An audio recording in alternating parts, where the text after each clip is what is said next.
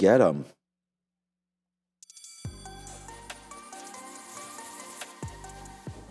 What is up, beautiful people? Welcome to the Midday Show, or formerly known as the Midday Show. This is called How to Trade. That is Girl Adira, and I'm Sharif.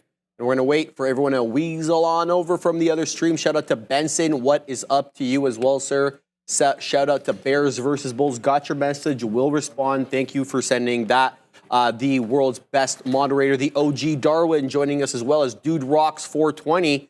Random Oddities and D-Loaf, Vic Novak, and Max Trades and Investing. Shout out to Gorev and Cesar Sandoval, Oscarito, Blue Arrow, Daryl Finch, and Aaron and Joanna Brewster. We got Rogelio Concepcion, Bala Nambi, It's Moko, A Proper Paradox, Adrian again, shout out to the Piper, Smartians, Travman, we got M, we got Yatube B37, all right, a whole, I remember this before, Mary L, Roger, we got Hans Beer and Kevin, Rare Seed, love that name, we got Jagdeep as well as Abhi and Dam, Lionel Martinez, very close to Lionel Messi, no, obviously not.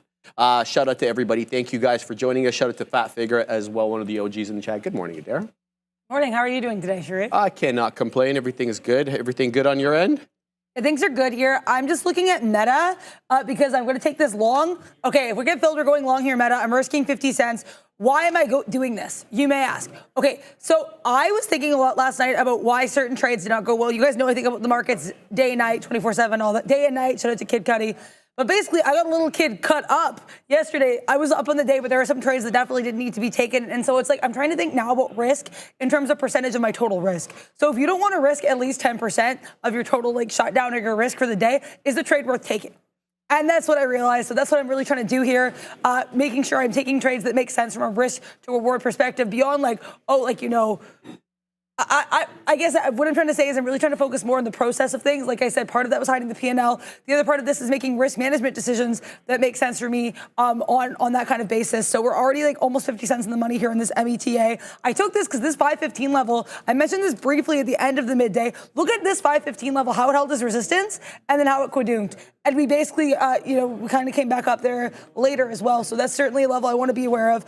In terms of profit taking, I'm going to be watching here as we get to 517.50. So I'm risking 50 cents. I will be taking profit minimum 517.50. So that's a 3-to-1 risk to reward. That's the type of stuff I need to be doing more of here. Let's see what else happened. I was a little bit like, because I wanted to get an NVIDIA short here off. Well, initially, okay, I said to Sharif in the pre-market or in the morning, I love that one. Okay, now it's in confluence with VWAP 2, that 105.70s.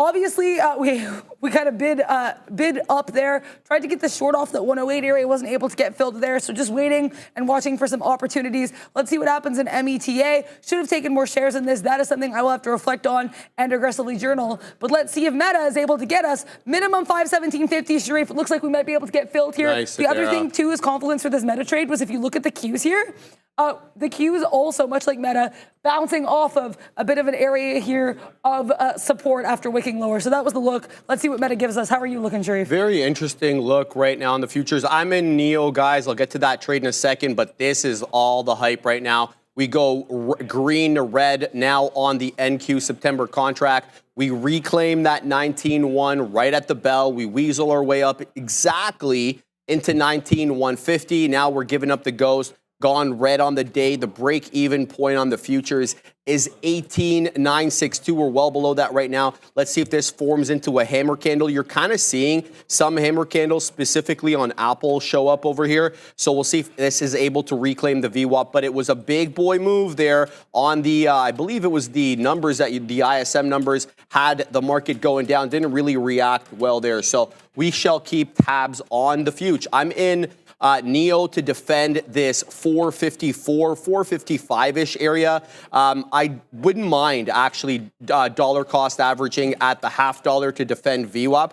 Let me show the 5-minute look here on NIO. Very good report by NIO today with, well, relatively speaking, obviously still down aggressively on the year, but it's been a nice steady state up 462, not 4 2/3.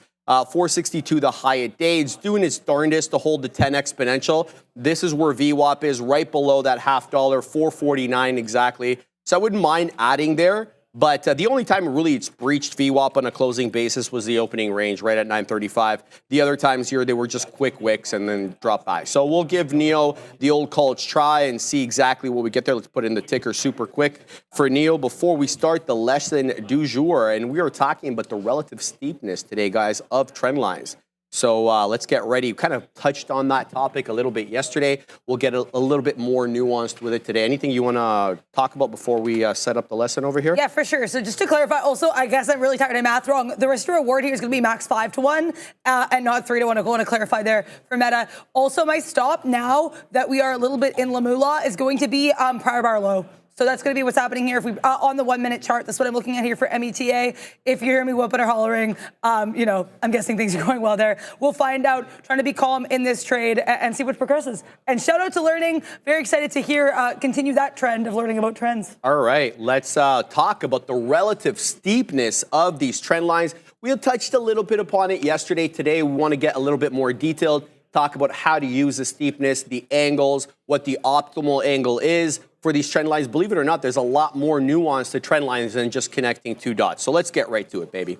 All right, the objective of this lesson, by the end of the lesson, we seek to understand how to analyze and adjust these trend lines based on their steepness or lack thereof. You'll see that in a second, and as well as how to handle these accelerating trends. The key idea here is that trend lines are essential tools, but they are not the end-all and be-all, and the steepness of the trend line can actually be more informative to you than the actual exact price levels themselves. So let's get right to it. So the importance of the steepness. What do we mean by steepness? So a trend line steepness refers essentially to the angle of the trend line relative to price movement. So the angle of the trend line relative to price movement. In general, not a hard and fast rule, but in general, a reliable uptrend tends to form around a 45-degree angle. Okay? It's not a hard and fast rule, but there is this rule here called the 45-degree rule.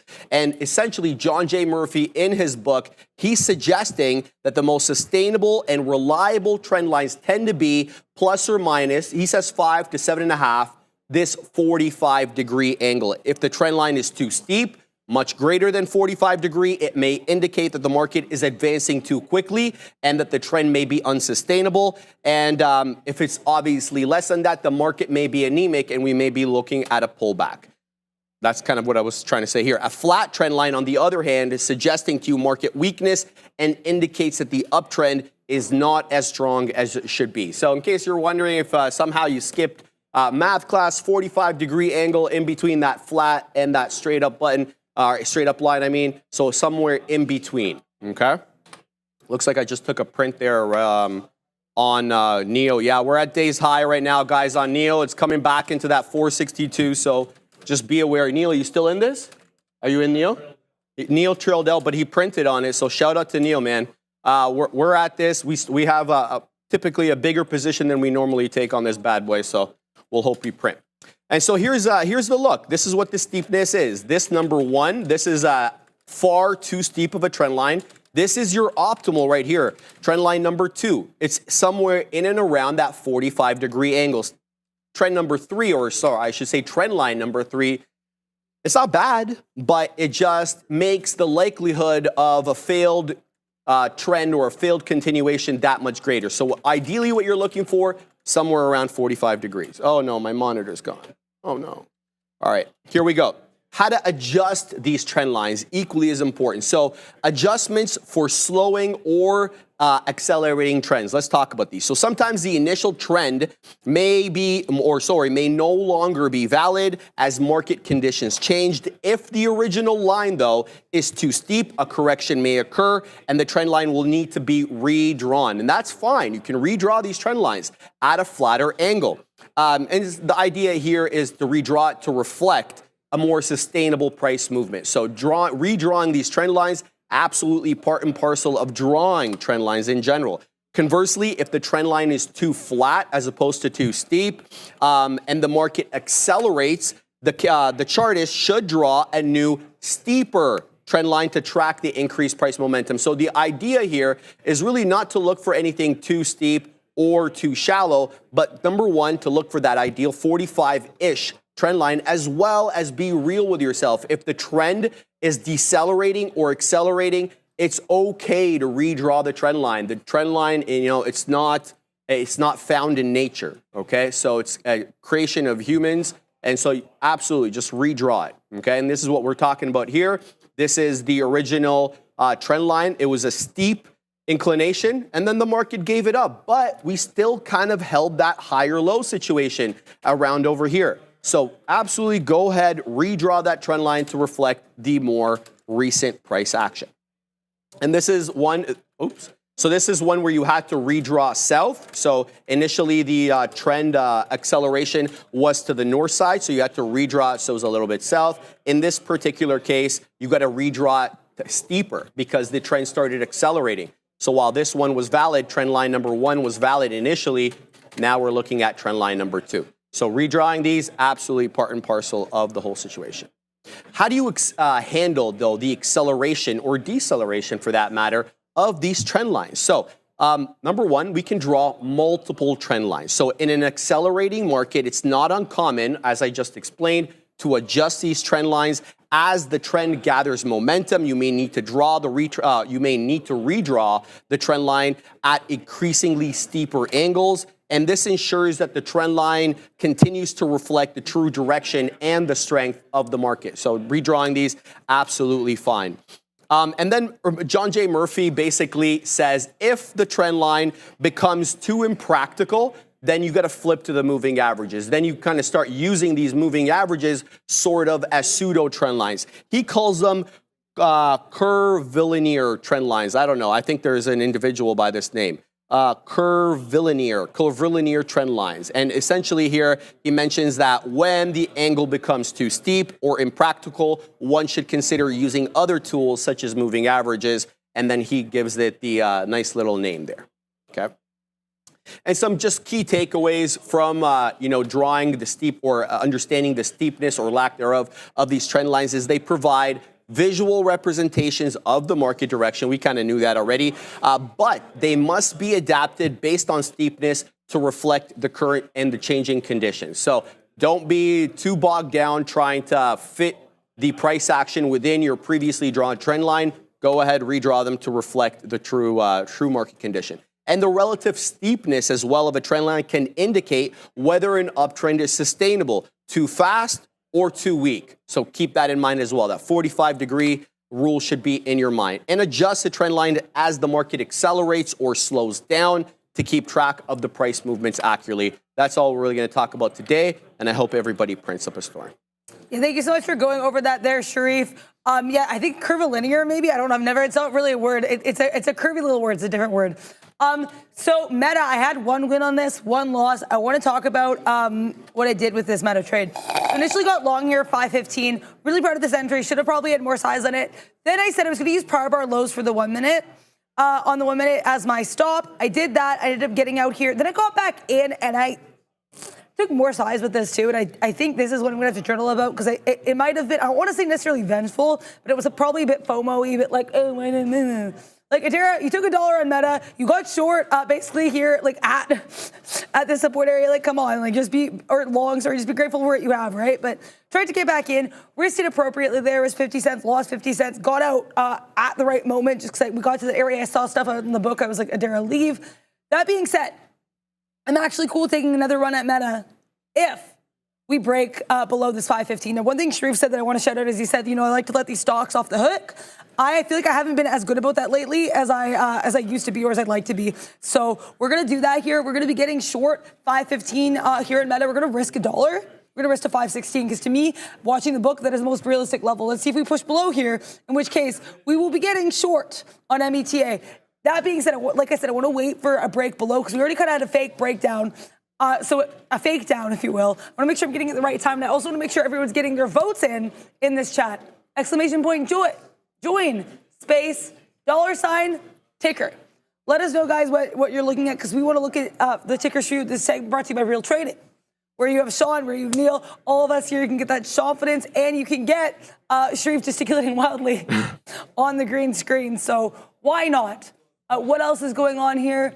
Yeah, curvilinear. Yeah, it is a word. It's just, I guess, a different, little funky sounding word. TQQ short, says Sean. Yeah, the Q's here. And that was another reason I'm like, Adira, why'd you go long meta again? Is because look at that chop and did you get short 461.15s? Oh, sorry. TQQs. Oh, I was on, okay, give me a second. TQQs. Did you get short? Okay, come on, Qs. Did you get short 62s? Nice look there. Yeah, basically I was trying to look for some of that confluence between the Qs and meta, so that's why I should not have gotten short the long second time. With that in mind, I'm going to get into the meta short now. How are you doing, Sharif? What are you looking at? Good. I'm still in Neil, where we just took a nice little beak wetter there at 59s. I've set up my next beak wetter at 53s. It's coming in, though. It's still putting in higher lows. So I still like this trade. I'm still planning on adding at the volume weighted average price if it comes into that 4.5 area. We don't have the DCA quite yet, but we'll set that up. So that is what I'm doing right now on NIO. You know, not the biggest mover on the day, but seems to be respecting the 10 exponential on the 5. The rest over here are the other small cap gappers that I'm keeping my eye on. Some are still in play. Some are kind of breaking down. WHLR looked awfully good when I put it on this chart, got up into that 337, and now it is breaking down below the volume weighted average price, which is at 2 1/3. This is now actually below the 2.5, trying to hold up here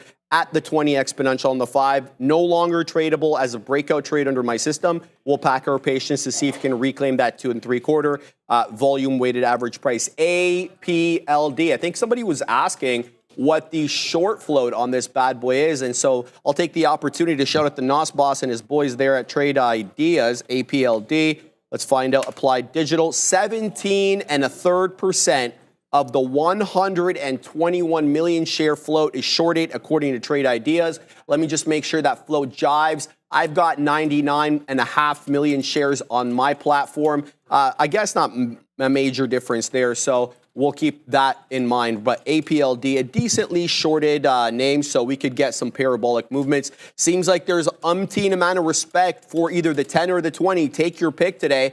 At the deeper retracement starting at 9:30 after that big boy pre-market move, we held the 20 for every single closing print. Then the 20 wasn't good enough. Then we wanted the 10, and then we started holding the 10 for every single closing print. APLD, very much in an uptrend right now. However, finding a bit of a local top here at 5.5. So this is now, well, it's the high of day, and obviously it's a 50 penny area. So we'll see if we can take that. APLD looks good. EAST started out very, very good. We were talking about this one here on the floor when we got in the morning because it was awfully strong, took $3 in the pre-market. However, as you can see, denoted over here, the high after the bell is only 298. That, by obvious extension, means that we did not breach the pre-market high at around, I believe, 314 and change. So this one, even though it's zigzagging at VWAP right now, it's not above the pre-market high. The only way I'm going to trade this bad boy is if it breaches the pre-market high. So let's go ahead and put here the alert to let us know when it is reaching or close to reaching that pre-market high. IVP, the other one over here, started off good. I mean, it really got its footing here at 10.15, and then it really gave back most of the move here at around 10.50. Zigging and zagging right now below the volume weighted average price. It didn't even hold up at $1. So it didn't hold up on $1 on the way up, and it didn't hold up at $1 on the way down. So the dollar trade here, kind of suspicious. For IVP, not really jiving the way I want to take a dollar trade. It's up a respectable 29.5%. We keep going here. Hoth, one we've seen multiple times on the show, and we've traded it multiple times on the show. Doing a decent job. Okay, so the pre-market highs after the bell. Excuse me.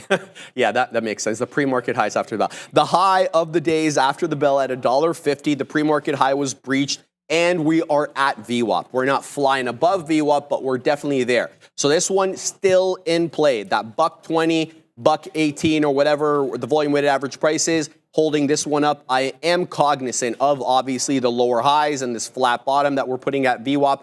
But Hoth, let's put some respect on this one's name. It's up 72.5%, and it behooves me to give you the deets on it, and here it goes. So the float is, the market cap, 8.5 million. Shares traded on the day is 114. The float is 4.9 million. And let me bring down trade ideas and have a look at the short float, if possible, 3.12. So not a whole lot to write about there, guys, in terms of short float, but definitely a good looker. We're going to have to pull this up on a trading screen. Obviously, I've got Neo up here. We'll get to BOF in a second, Adara, but I got to set up for the read.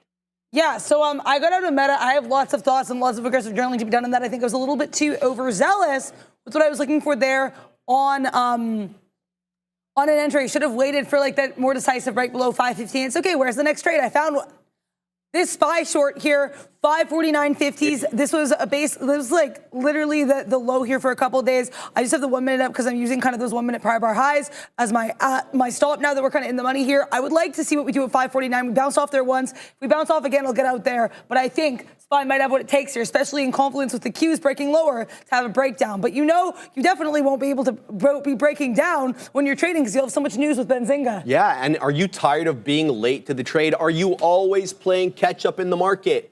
Are you missing out on the big moves because you're too dang slow to the news? Well, Benzinga Pro is your unfair advantage. Get those breaking news alerts up to 30 minutes before everybody else and pinpoint exactly why stocks are moving. And join a thriving community of traders who share their strategies in real time. Are you ready to see how Benzinga Pro can transform your trading? Visit benzinga.com/pro and get yourself that free 14-day trial. I know that's what this man is saying. He's like, get 14 days free, Fabian. Isn't that what he's saying? So let's shout out to Fabian. We're having a good time over here. Still in NIO, still waiting for that beak wetter at 463. It's going to have to breach that 462 HOD, which it's touched a couple of times, Katina, man. What's going on over there? The Katina man is still short on the futures. Likewise with Adara. Adara wetting her beak there. Okay, yeah. So she took profit. Shout out to Adara. Shout out to the Katina man. Both doing good trades at the moment. Shout out to both of them. And we're waiting. We're waiting over here on NIO. We'd like to print above, this double top that we put in at 462.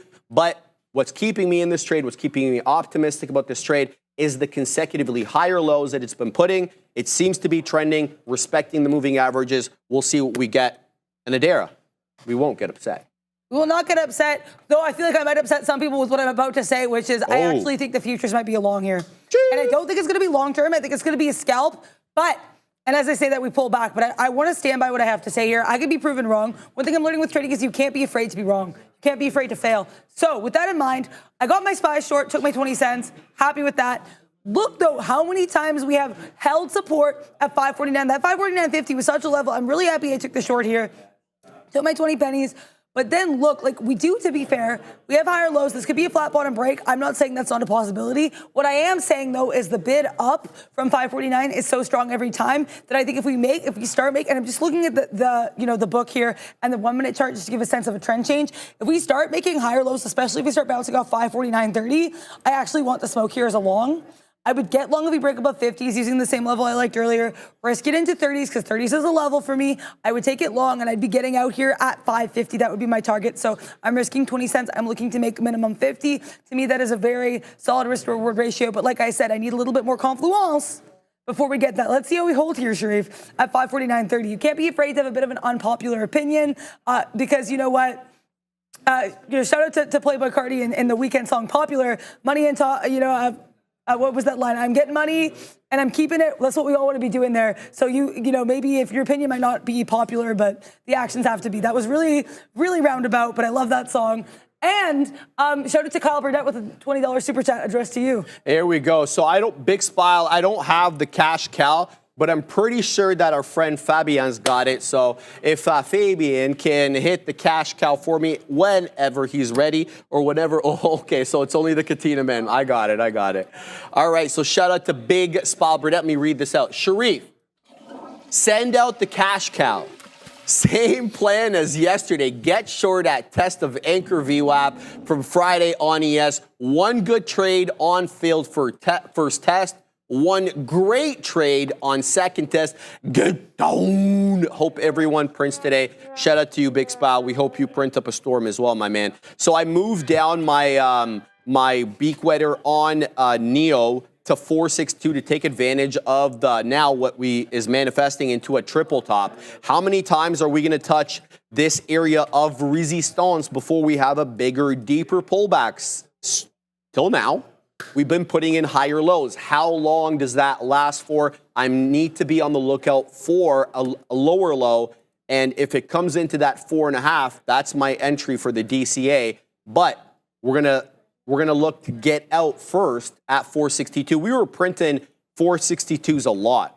It's just we didn't cross. So the bid didn't move up to 462, rather just the ask. So we're gonna keep an eye on NIO as it continues to be strong. I want to mention that it's not just NIO today that's strong in ADR world. There seems to be a lot of others as well, you know, with Baba and PDD and some of the e-commerce guys not really following suit, but you've got Lee, XPEV, Zeekr, BYD, Jinko Solar, not every, but a lot of these other Chinese names doing quite well on the day. So we'll see if we can weasel our way into some Chinese ADRs if they do present us with some good trading opportunities. Not a whole lot to talk about for me right now. It looks like the short's in play, and I haven't been looking at these Mag 7 names at all because I've been involved in NEO. So it's time to look at some of these Mag 7s, Adara, as they come down. Yeah, I'm actually involved in a Mag 7. I know I had one winner and Meta, 2 losers, but the thing is, too, one thing that Neil said is, like, as long as, you know, you can take some hits if the winning trades are, you know, they're able to outnumber that. So Meta, trying to find some support here at 514.20s. I wanted the 515 short, tried it earlier unsuccessfully. Tighter risk for this one, same size as the first short here. I'm risking 50 cents, and we actually got close to getting stopped out before we had that big flush back down. I did take this on the retest, which that never feels great, especially when you've got like something like Meta, right? That's always can be kind of risky, but we're trying to make minimum $1 here. Let's see if we push back lower here into that 514. I have my beak wetter set at 514.01s, guys, and we keep bouncing. Should I maybe move this? We're gonna have to wait and see what happens. Also, clearly my call for the SPY long was wrong, and that's why I said, you know, you have to be waiting for levels. We didn't hold that 548.30 or 549.30, so I wasn't able to get long, right? So there we go. I don't think there's anything wrong with having a call, but I think it's like knowing when you're wrong. As Neil said, it's okay to be wrong. It's not okay to stay wrong. And so with that in mind, happy I never got in here. Let's see. We got $1 out here, 2/3 of the position. Let's see what's going on. We're going to try to do, like I said, some of these prior bar for my risk to reward. I'm still trying to work on my risk to reward, especially with Meta. This might not actually work. So you know what? We'll do flat here. We'll see what we do at 515.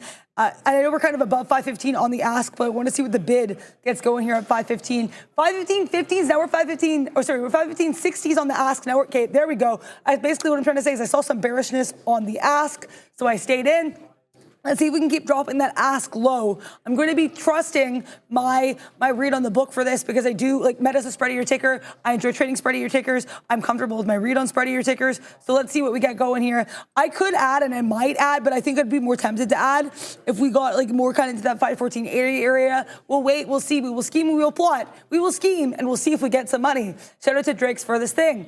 And that's, yeah, again, basically what I'm trying to say here, and again, you know, lots of ranting, is that I think it's never a problem to take multiple hits at a thing as long as you don't blow all of your risk on some of your earlier hits. And that's, I've said before, my worst days are always when I'm just like throwing risk around like it's dollar bills at a club, and I'm not like, hey, does this trade make sense? Am I risking it appropriately? Is this trade worth what you are risking? Is like the best opportunity in the market? Meta, I like that 515 level yesterday. It comes in today. I had to take advantage. So that was really the look there. Rant over for the time being, but you know I'll have more to come on that. That's for sure. Tempted to add here at 514.80 if we stay below that level. But right now, just chilling here with the final third of this position. I do not want to let that go to waste. That is for sure. How goes the Neo? Vroom, vroom? We're still holding on. We're at like 2 pennies off highs. But what I'm keep my eye on is Mara. So yesterday we were talking about that $15 level on the daily being a really concrete level on MARA. Well, that is no longer the case. Finally gives way. Now it's time to look at Mara on the daily. And you know, if you've been watching the show before, Mara takes a hot minute to load on my platform. And I'm not really sure. It's only Mara? It's only Mara and SMCI for whatever reason. So we'll give this a second to load because I really want to show you guys this.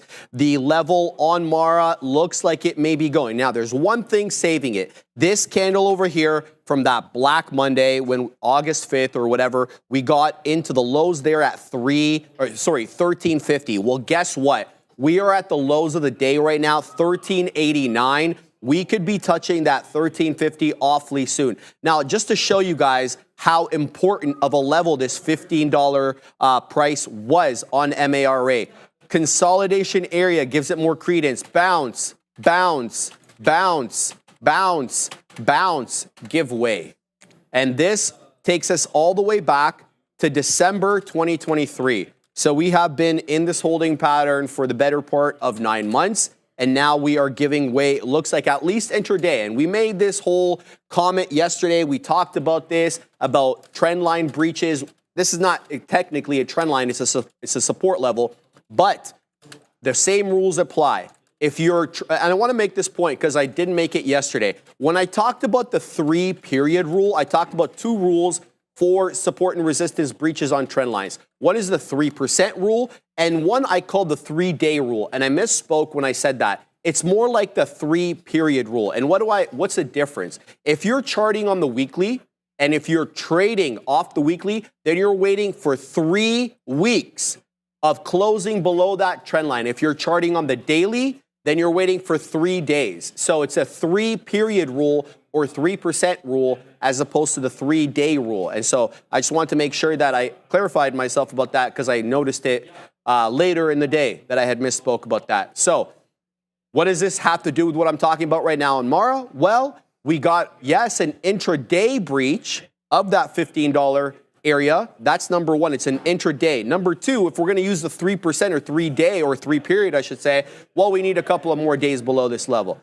So very interesting stuff right now on MARA. It's been bleeding ever since touching that $27 or $28 high in mid-July. It had everybody thinking this was going to test 30s again. Not so. It's bleeding right now. We're going to see if it comes back into 14. If it does, can we get a little bit short off there? Zigging and zagging right now. They're already down 6 1/4.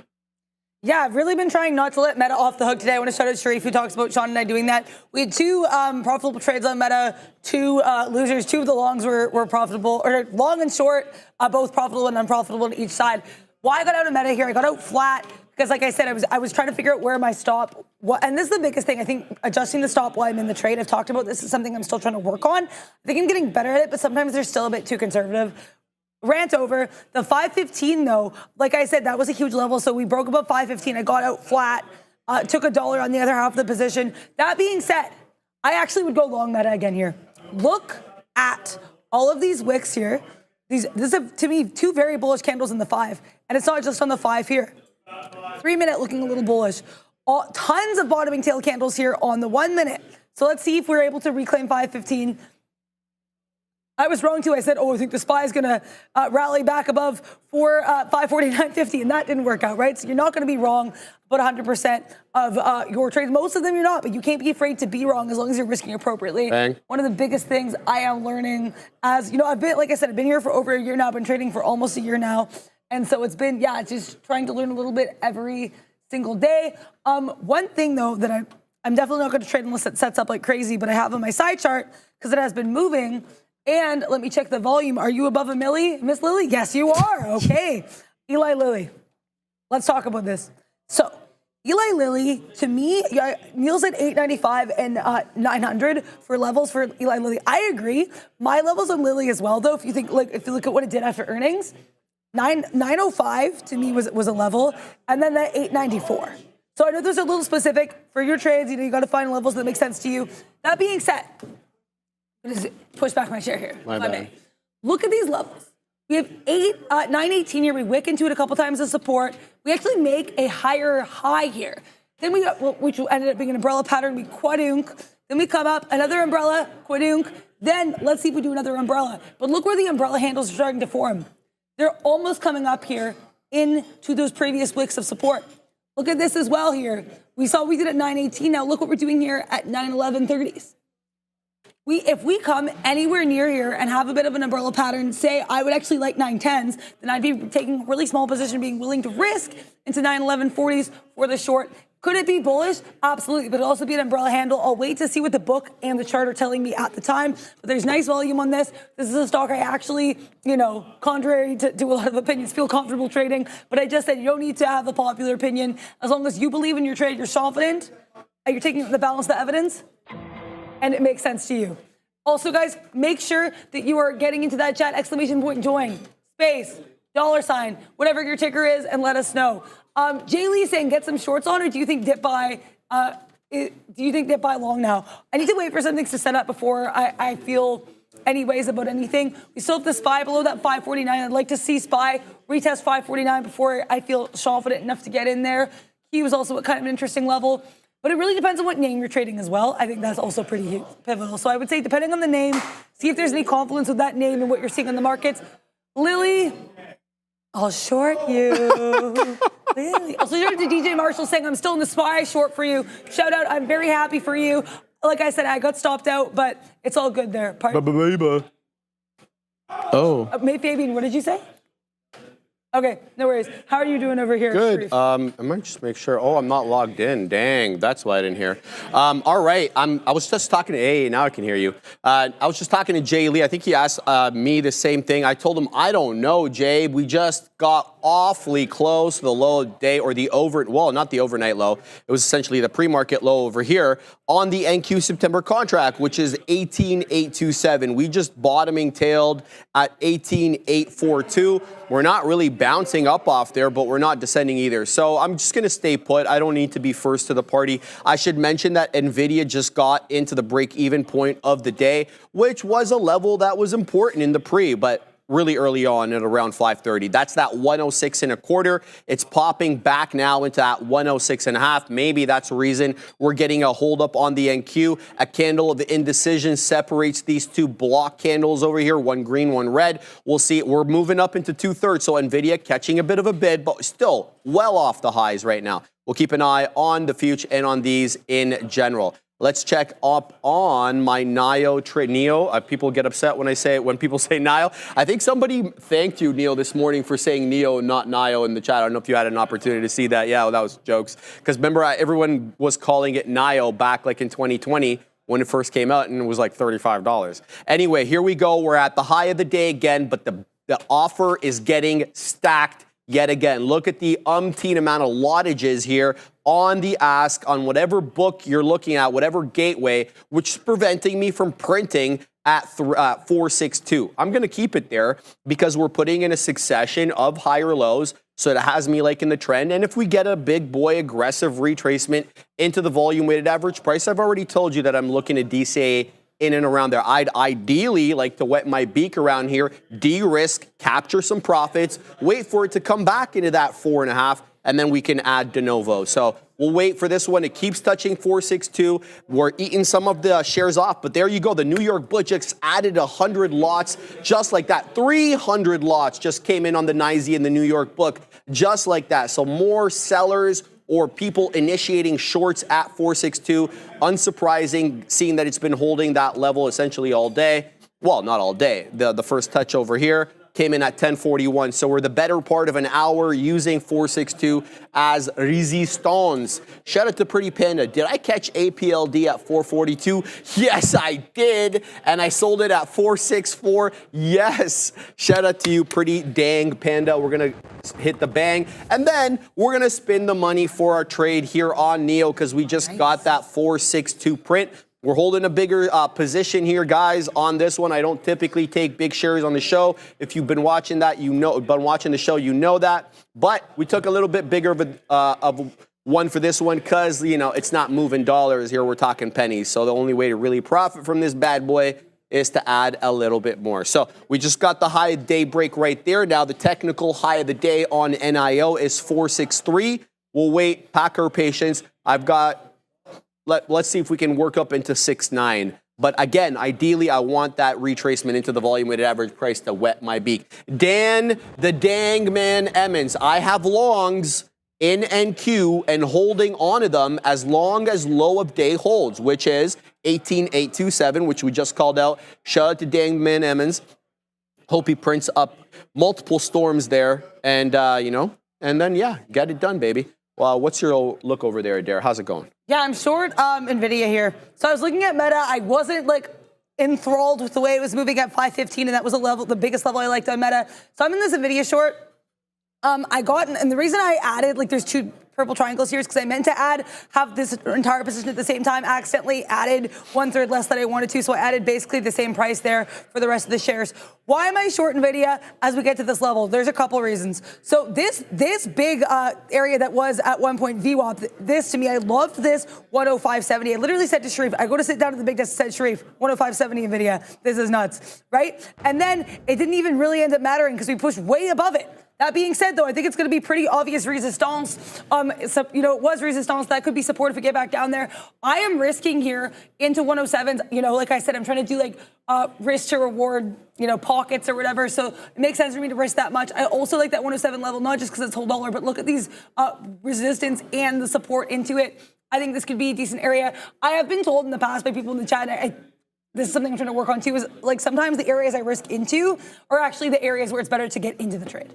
So that could be what's happening here in Nvidia. I'll get back in. I'm fine. Like I'm not, you know, risking the house or the, you know, the kids or the lamb on this, or that, I don't know, the car. But we'll have to see. I mean, that's to get out of this here because we are getting back into that 107s. But the plan was going to be to kind of add and then de-risk in all of these areas as we get down. I still like this setup. I'm willing to play it a different way. If we bounce off 107s, hey, I'll go long. But let's see what happens here on NVDA as we struggle with 107s, and we have the Qs coming into maybe a bit of an interesting area here of resistance. I want to shout out your money on that NEO trade, you, or NIO, or whatever you'd like to call it. Interesting look there for NIO. Why am I British? We won't know. I am not Sean. I'm not short of the Q. Shout out to Sean. But the Q is also coming into a key area here, right? Look at that support here. We're trying to get some resistance with maybe a topping tail candle. We'll have to see if NVIDIA can give us what we want here on that. I'm just keeping an eye on the Qs because I find sometimes these do tend to trade in tandem. You want to know what they're doing. Yeah, 18.9, by the way. Pardon? That level you just called out was 18.9 on the actual contract. Okay, so that's actually pretty pivotal potentially. Let's see if we can what we kind of do with that 18.9 level as we have NVIDIA butting its head into 107. There are sellers trying to bring this thing back to the downside. I am one, but I'm not actually, obviously I'm just chilling here in this position. Larger position, but I'm comfortable with the risk. I'm comfortable with what I'm trying to get out of it. So let's see what occurs on this NVDA. Also, Lily, as I continue to watch my baby NVIDIA, Lily, who, you know, Mademoiselle, as I sometimes call her, Lily, if you go above 911, I know I initially said short, but then the market pumped up. If we break above this level, I'll go long. I'd risk into 910 still, and I'd be trying to get out in 916. That's like a 5-to-1 risk to reward. I'm cool with that. NVIDIA, though, I'm going to have to watch over here if you don't mind. Just yeah, of course. Just let me know, Adair. We'll take over, So we're printing more high day right now on NIO. We just got into 463. Now we're knocking on the door of 464. I'm going to be waiting at 469 because I just feel like it. Okay, so we're going to wait there, and there's really no technical reason, and there doesn't need to be. I'll do what I want. So that's a look. I'm keeping an eye on these small cap gappers because I'm really unhappy with what we're seeing today in small cap gapper world. You know, we started off really good on the day. There were plenty going, and I was like, okay, you know, it's going to be a focus on the small cap gapper kind of day. I can let these mega caps do their thing and do something different for a change. No. This one, I mean, they're all not doing that well. I don't like any of them. APLD, yes, it's still tradable. I get that. But it's just finding a bit of a bait or top at 550. It's not interesting to me until it comes back into the volume weighted average price at $5. It's at 520 right now. We'll talk in a bit. HOTH as well. This is still playable under my system, but again, very tight, you know, consolidation range. It looks like the better part of the trade is behind it for the moment because we're in the low liquidity time of the day. So this one could certainly pick up and test that $1.50 high. If, you know, the liquidity picks up a bit more, it's holding up above the volume weighted average price. Usually there's a reason for that. Things hold up above or below VWAP. It's not usually an accident that those things happen. So, you know, that's why I have that rule. And again, it's not my own rule. It's one that I've developed, you know, watching other traders and reading books and stuff like that about taking these ones as a breakout trade north of the VWAP. It's not a large cap where you can take it, say, off a key area of technical support. It's not going to be that way. And if it is, it's not the majority. It's not the rule. It's kind of the exception, is what I'm trying to say ineloquently there. So $1.33 seems to be a local area top, $1.33 over here on HOTH. There's umpteen amount of topping tails that reject off 133 to the downside. It's clearly bouncing off the volume weighted average price. Take your pick. There's a couple of breaches of VWAP here and there, but if you're accounting for those breaches into your stop placement, you should be good. So we'll keep an eye on this one. I don't like it yet, though. So it's still tradable, but not the best. NEO coming back a little bit down now off that 463, coming back down into 461. Now, having looked at this now for the better part of almost an hour, I'm starting to feel that I may not get that VWAP retracement and that I may have to add on the lower or in the higher low. So as you can see, successively higher lows, that pattern hasn't been breached, but it hasn't given me that VWAP retracement. If it doesn't give me that VWAP retracement and it stays directional in the way that it's doing now, I'm going to have to cede, basically, and to take the higher low. And like this is kind of what I'm talking about there. So this 444, higher low. Over here, 452, higher low. 456, higher low. 457, higher low. 460, higher low. So that's kind of what I mean there. And I'm not going to have the optimal, I'm not going to get the optimal area to add, or so it doesn't seem. I can always have a resting order in and around VWAP. If it does dip into that, I'll get the fill, but doesn't look like it's coming quite yet. All right, Jonathan Flores, $1.99 super chat. Thank you very much, Jonathan. Getting a like for that. Short-term target for EL option expiring tomorrow. So I don't trade options, nor am I that good at them in general, but I can analyze a chart or two. So I will have a look at the EL chart and we can talk about, whether it's bullish, bearish, or what the sitch is. So EL, for all those who don't know, it's Estee Lauder. It's a $32 billion market cap. Oh, apps. Go to Neil. Okay, so Neil is, got it. There's a meeting today. So Neil's lesson of the day, going to be a little bit earlier than usual. Get it, Neil? Thank you very much there, Sharif. Lesson of the day today, and it's a bit of a change here. Going a little bit early, yeah, we got a meeting, but I want to talk about big breaks and big levels on a daily chart when you're intraday trading. And it's not to say that you don't take them, but have a little healthy skepticism in the manner in which you trade around them. So I have three. The first, I got the idea because the Starbucks was brought to my attention that it broke a monster level on the daily and also on the 15-minute. And then NIO here as well broke a big one. And then I also, I do want to talk about Apple to a certain extent. But we're going to start with NEO. Look, obviously NEO up 8% after earnings. And the big level on the daily chart, I mean, you can sort of see it two ways in here. Like you had a recent high at 430. You got the 50-period moving average, which is just a line in a chart, right around that quarter level. And you would have heard me this morning saying, you're not taking any breaks early on NIO, let it dip. And the reason why it wasn't an automatic long off of the open is because you've gapped past resistance. There was no actual trading through that price level. This is not like when, NVIDIA takes out whatever insert even dollar level here to the upside and you just sort of join a move, or when Apple breaks that high off the open and you get the trading at that price. In this case, you had not actually tested above. So when the market opens up and you're testing that quote unquote breakout on the daily, which is just a line on a chart, I wanted to see it hold the dip. So what happened is it dips right into that previous high, that 425. That's your line of resistance on the daily chart. What happens when it gets there? Instant buying to the upside. Instant buying that holds a higher low.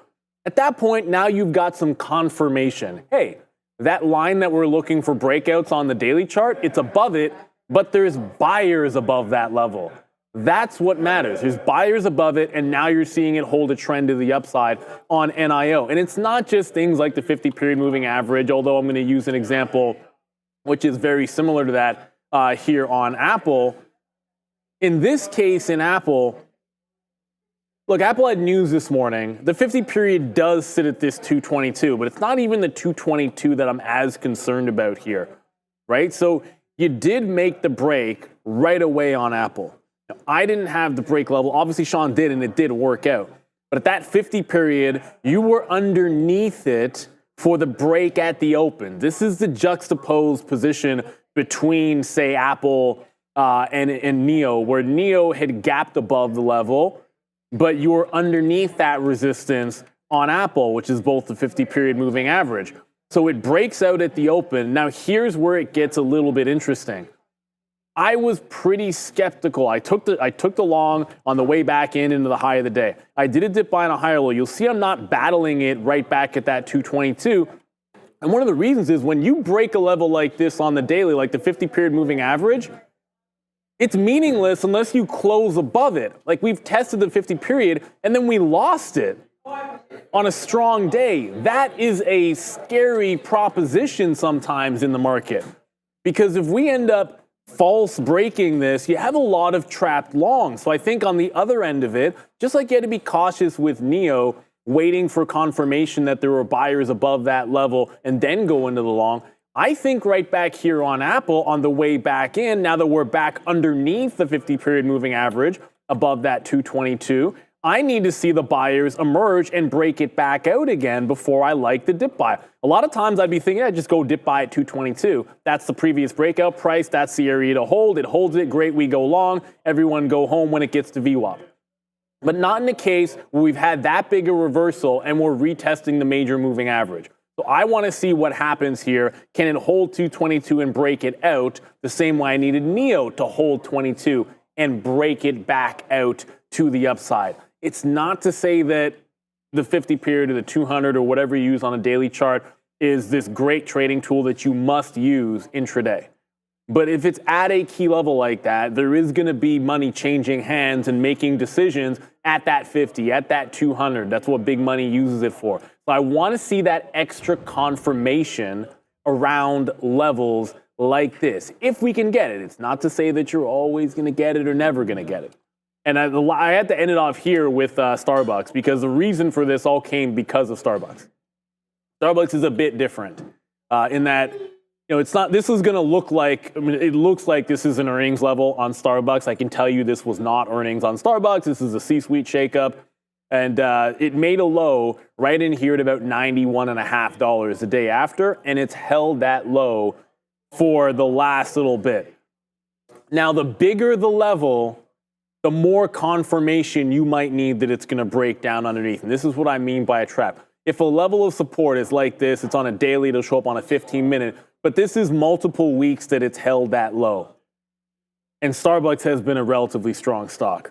So when we talk about needing confirmation on it, look at the open. And there's nothing wrong with taking a breakdown trade.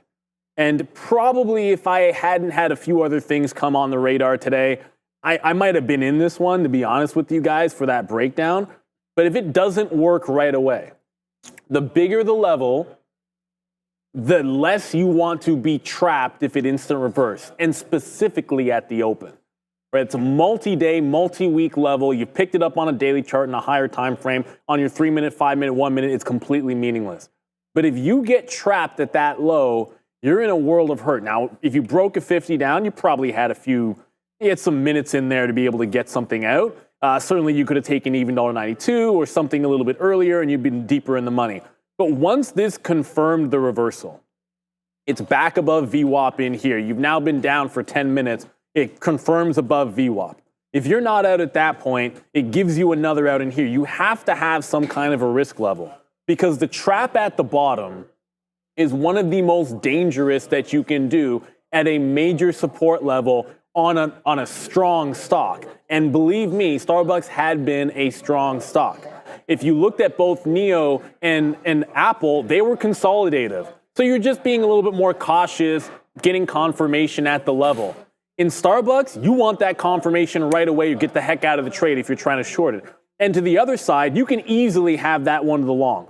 If you are a long-only trader, if you are a buy-the-dip trader, this is the perfect scenario for you because all it does is wick that bottom, make some higher lows. There's your consolidation. There's your breakout. Now, the other side of this trade is what's happening now. Forget about that breakdown. I'm going to end it with this. So you're cautious on that first break. But now you've had a big relief rally that has pulled all the way back in, and it's about next steps. The first time through was bamboozlement. The second time through on the same day, V-shaped recoveries in either direction, if they retrace it all the way and retest that higher low, I think the floodgates could be even bigger. Because I think this time you've trapped some longs that thought this was bouncing off the bottom and going to go all the way back, just like it has been before. So everyone's looking at this. It's like, oh, there's longs in here that were looking for that support, and now they're long. And if we retake the low, sometimes the second or third time through is even better. The bigger the level, the more confirmation you should need that it's going in the direction that you want. If it's on the higher time frame, then try to respect it. If it means taking multiple shots at it, fair enough, because if it's going to go, sometimes it's really going to go. And if you have tight enough stops, then you can be okay. So your lesson of the day here is be very cautious in a case of like an NIO.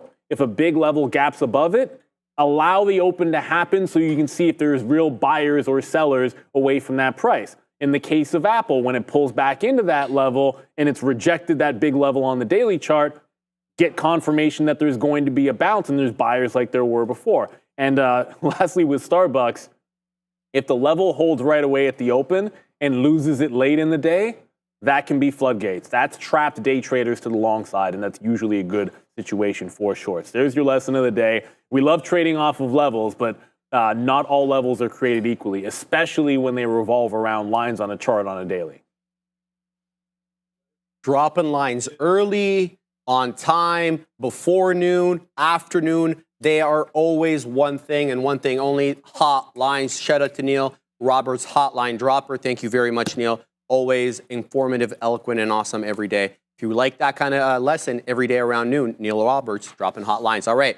Neil's continuing to print new highs as we speak here, guys. 466 now, the HOD.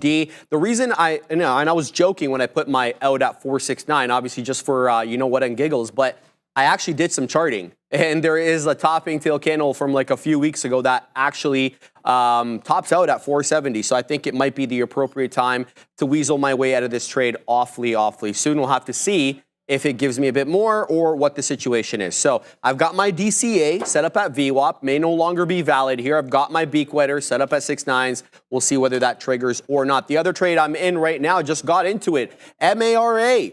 So we put in a bottom at 1390, broke back above into that 14 area. I don't know, I'm looking for a mean reversion trade on Mara, excuse me, just because of this bias that I have, but that $15 level. We get it, we don't. I'm right below 14 on my stop, so if we break that, not giving up too much here, we're gonna give this one the old community college try.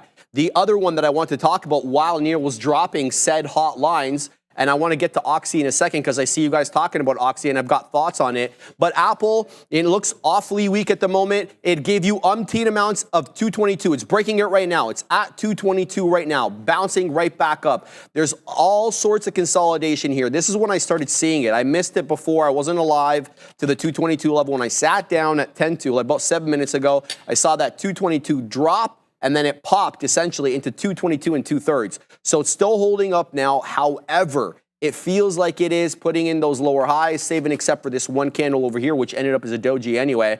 So it feels like the bottom may come off soon here on Apple. We'll see if that ends up happening or what the situation is.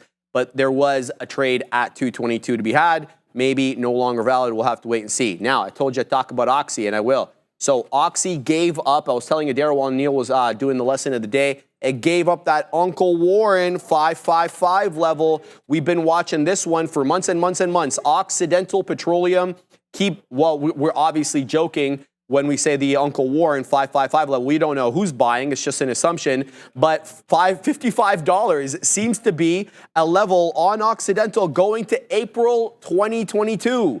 Seriously, April 2022, 55 has been in play on Oxy. It hasn't given it up on the day yet. It is, though, below 54 as we speak. The low of the day, 53.82. So obviously, we've seen some weakness lately in oil. It's down below $70 right now. West Texas Intermediate. The CL October contract up 0.43, but trading at 69.50. Obviously, this has something to do with Occidental being at local lows. But, like Mara? Is this one kind of find a mean reversion trade because that 5-5 level has been in play for so long? That $15 level has been in play for so long. Mara, I mean, obviously Occidental, it's been in play way, way, way longer than the Mara one. So we shall see there. It looks like we are on the door or on the precipice of getting stopped out here on MARA as it's going to break 14. So we're going to give up 7 pennies or 8 pennies just like that on this name. We're going to see if it holds up, though. If it doesn't, that's the end of the trade. And we will have been wrong on that bad boy. Still at highs right now on NEO, still at 465. We'll see if we get anything there. Yeah, that's the situation. What are you looking at, Adira? Yeah, so NVIDIA coming into levels I like, Lily coming into levels I like. With Lily, the initial plan here, like, you know, people have to go, you got to do things. You stand up, you walk around, you come back, stock is doing things. Tried to get long into that 9-11 breakout, was not able to do that. Bet. Look how we made another lower high on Eli Lilly. When we got to 914, the book started to stagnate just a skosh. Also, look who's butting her head against the 90 MA. If you guessed Lily, you would be right, Sharif. You are correct. So, with that in mind, I actually am down to play this in either direction. It's really going to depend what we do here. If we cannot get back above that 916, I'm going to take this short. I'll risk into 918. I know that's a little bit, but like I said, I like that level. So that would be the play. Also, I'm interested in if we get back into 912s, 911, 15s, and we bounce, then I like the long there, risking into 910. So I have a couple different plays. It looks like neither of them are really going to come to fruition the way I'd like them to, but that's cool. We'll wait, we'll watch, we'll scheme, we'll plot, and hopefully get some money. In terms of NVIDIA, I should address, I was actually in some trades here while we had the hotline lesson and also while Sharif was talking there. So I got short NVIDIA. Get it, Katina, man. Shout out to... The Katina man's printing up a storm on the futures. Nice. That's what's happening. Nice. Congrats to Sean there. Basically, yeah, so I had this short here in NVIDIA, got stopped out at 107s. Look at that. And then we keep following. But then I see higher lows. I see us bouncing off this area. So I got long here. And I actually added, I added here as we broke above 107s. It was a fake out breakout. Then I basically got stopped out here, 106.70. So basically where I entered the position, that was where I stopped myself out. I still don't know if NVIDIA has a sense of direction, but it's doing this thing that GitLab did yesterday that ended up being super bullish, and it kind of reworked the whole move where it paused at a key area of previous support. Look at what we have NVIDIA doing here. Wick. Then it gets that area again, and it actually has a slightly higher low wicking into that previous support. This is a pattern I find really bullish. I'm trying to build a playbook. I'm trying to get used to things, knowing what I like a chart to manifest as. So with that in mind, if we break above this 90 MA, if we're getting into 75s, looks like we're going to try it now, Sharif. I will go long. I will risk it into this 40s, and I will be at it. Okay, yeah, we're going long here. We're going to risk, like I said, this is a bit more risk than I normally would take, but this is, honestly, I really like this look. If we can hold 75s, I will get long. I need to figure out how many shares I'd want here. That would definitely be the vibe, but I like that 40s level. Look at that chip, that chop, and then we're going to add here as we break above 107s, add again as we get to 107.20s, then we're going to look to take profit. Let's go. Okay. Let's go. Hopefully we go. Well, I'd like to go up, but I hope Sean goes. That goes to the downside. NVIDIA is probably not going to fail me. It was maybe a little not quick enough there, unfortunately. But let's see what happens. Grov mentioning recovery on Dell, so yeah, we'll take a look at Dell. I mean, to be fair, I think there's some of these like metas back above that into that 516 now. Bit of a green candle here in some of these names. NVIDIA almost definitely not going to fail me, so that's cool. If we break above 107, I'll start the position there. I'll risk into 106.70. He's got to be adaptable. Great look for Dell. Higher highs, higher lows, breaking above that 107 area, which is a bit of an area of resistance a couple times here. Then we have those VWAP bounces, and we push higher. If there's any tickers you want to look at, into the chat. Exclamation point join. Space. $sign. Ticker. Shout out to Dan Emmons, who's apparently long the NQ. Tiny risk, massive reward potential from 18,850. So shout out to you, Dan. Actually trading, I guess, against that short there on the futures. But shout out to you, Dan Emmons. Dan Emmons, whatever you're trading, have confidence in it, have confidence in it. Be prepared to hit it up. And I don't know why I typed Tesla. I haven't been looking at that all day. NVIDIA. Getting interesting here. You know what? We're going to start here at 107s, and like I said, I was willing to do that, and we'll risk here into that other level. the 106.75s. I'm cool with that. Let's see if we get filled. I'm not sure if we will. This thing is too strong. I need to figure out how to do those orders where it's just like waiting. I need to figure different order types. But it's all good, baby. We've started a position here in NVDA.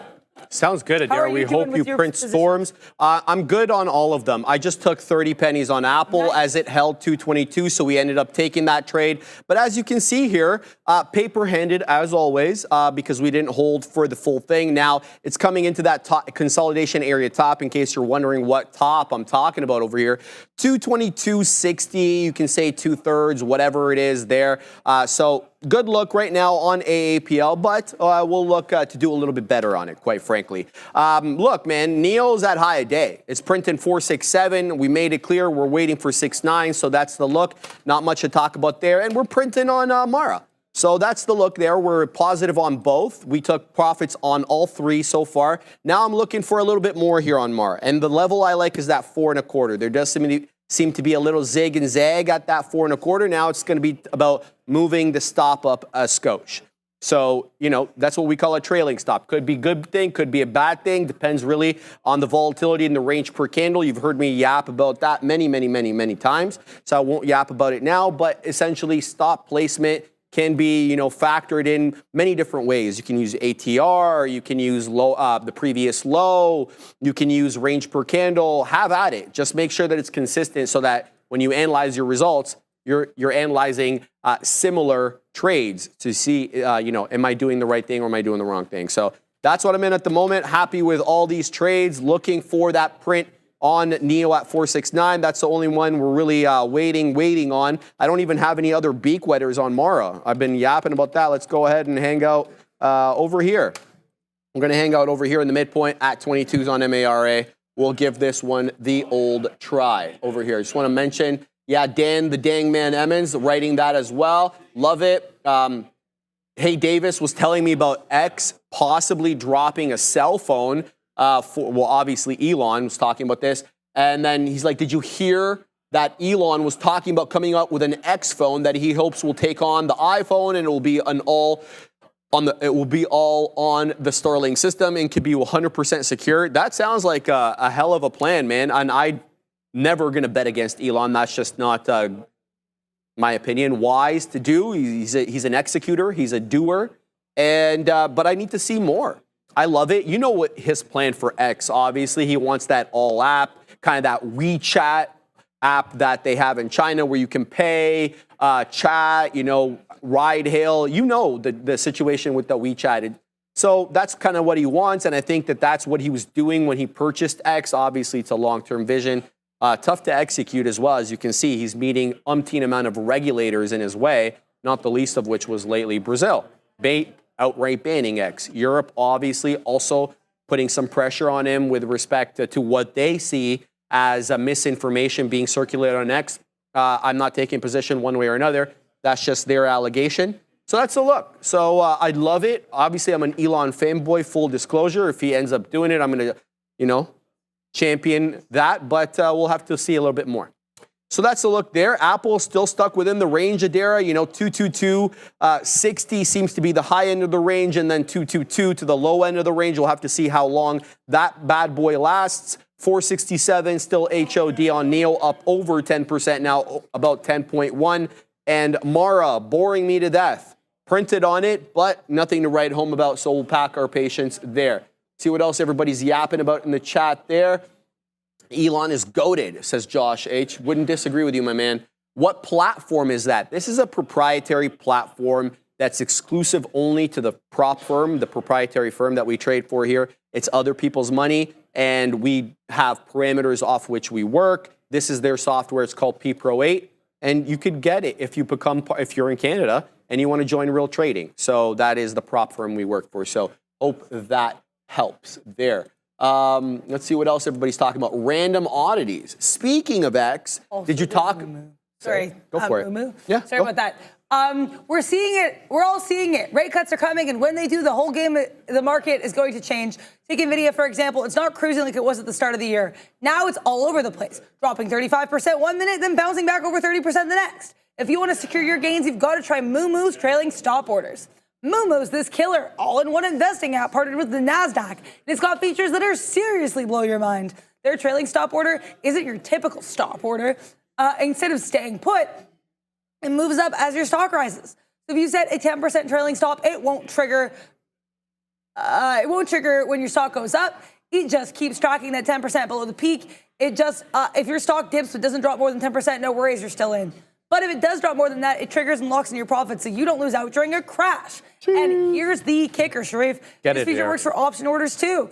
That's why Moomoo is my go-to for trading. The fees are zero commission on trades and zero contract fees for stock options. Plus, scan the QR code or use the link in the description and you'll score 8.1% API on uninvested cash with cash sweep.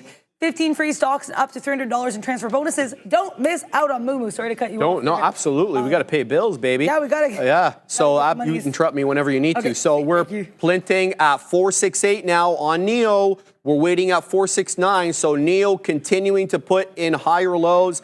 I haven't been able to add. So this add here at VWAP obviously no longer valid, as I'm not going to wait for this to go against me 18 pennies on a name that's $4. So we're waiting here for the beak wetter on that level. Now, Mara, a bit of a worse situation. Now, the thing that's keeping me, I guess, a little optimistic on this trade is the higher low situation, knowing full well that if we make a lower low by breaching this area low over here at 1398, that's it. That's the end of the trade. Simple as that. We're riding this trend for a possible, I underline possible here, mean reversion trade. That is because Mara has had a really gnarly support level at 15 going back into late last year, December essentially, where it's been holding that level. If it wants to give up the ghost, it's going to give it up sometime, I guess. And we're going to not participate in that on the long side of things anyway, so maybe we'll look to get short. Okay, back to the dead one Apple over here, because we were waxing poetic about this 22260 range to 222. And it just breached the range to probably stop everybody out. Specialist breakout, we call that. Right back down it goes to get itself back into the range. However, if I can say that maybe there's a little bit of a change coming here on Apple, is to say that the possible rounded bottom is forming with an obvious area of support in and around $222. However, it's not manifesting its way all the way back up. So it's still having trouble with the range that we discussed. However, it's putting in higher lows, and some higher highs, in fact. So we'll see if this one rounded bottom and then maybe weasels its way back into 223.5, which is where the volume weighted average price is hanging out. So AAPL on my watch, but still a range trade until it proves itself otherwise. Let's have a look here at some of the other, not Meg 7, but some of the small cap gappers. Okay, we put some disrespect on APLD's name earlier. We said, that it was holding out, still tradable as a possible long if it reclaimed VWAP. When we talked about it, it was right at the, I think, 11 o'clock area when we saw it. So it was above VWAP. It got back into $5, held $5 to a dang T. Then it really found the bid there, man. 571 HOD off that $5 touch. That was a hell of a level and a mistrade by me, quite frankly, okay? So disappointed in myself for not having been more alive to that APLD trade. It was one of only a handful of names in small cap world that was holding above the volume weighted average price. So a little disappointed in myself for missing that one, but you can't get them all. Now, for my shorts out there, WHLR presenting you an interesting opportunity here. So it's clearly above VWAP, does a little bit of a dance with VWAP for about 20 minutes, half an hour, gives up the ghost at the volume weighted average price. Now it's working back into it. Is this a short off the volume weighted average price? It used it as support. Now, does it use it as resistance? And if it does, do we get one of those specialist breakouts that take us to 280 or 290, stop everybody out, then drops right back down to break the low of the day at around 215? Time will tell. I don't have shorts on this. None of the big kahunas are here, so I can't secure shorts. But for those who can, WHLR, interesting. It's just interesting. So you don't have to take a trade on it at the moment. So Apple right back in to that 222 mid-teens. Unsurprised there. Let's see what it does at 222. We took it long before. Maybe we'll take it again. Still 468 HOD on NIO. We're still dancing there with a zillion lots sitting at 468. we're still waiting at 469. MARA, not stopping me out, holding 14. For the moment, it is a higher low. For the moment, a very anemic, might I add, higher low, but a higher low nonetheless. I'm waiting at around 422 a day. Yeah, so I got out of NVIDIA here. I still think that this is in some kind of uptrend, but I don't think I'm playing it right. So I'm probably, unless I see something like, probably not going to get back involved. Basically, got long 107. I should have been waiting for that 106.70 area. That's a mistake on my part. Then we broke above 107.20s. And this is, again, the thing that NVIDIA will fake wick above these levels and then be like, oh, do you want me to break out like right now? Because that's going to be an issue. And I'm like, okay, NVIDIA, whatever. Be difficult. No, I'm joking. But I got out as we broke below that 106.90s. So we lost I think 25 cents on the average position, which is fine. It's NVIDIA. You want to risk a bit more. I just should have been more aggressive about my initial entry that I wanted, which is 106.75, which is actually still holding up. So it's okay, Adara. Next trade. I don't know where that is, but before I look at that, because I think it probably will be Lily, make sure you vote for your ticker, guys. Let us know what you're looking at, because we want to be able to look at the stocks for you. Also, we didn't get to look at EL, I think, for Jonathan Flores, because Jonathan Flores had that super chat. So I'll look at that right now, and we would love to look at this for you. Look at, this is definitely the downtrend for today. I'll look at the daily chart for you for this EL. Estee Lauder, if you're going to load for me. Yeah. Okay. I don't know. You didn't say what direction your options were in. I'm going to be honest. To me, this is a little bit bearish. So we had this a couple times here holding this. What is this? 91 area. Lower high. Then we flat bottom break as of today's candle.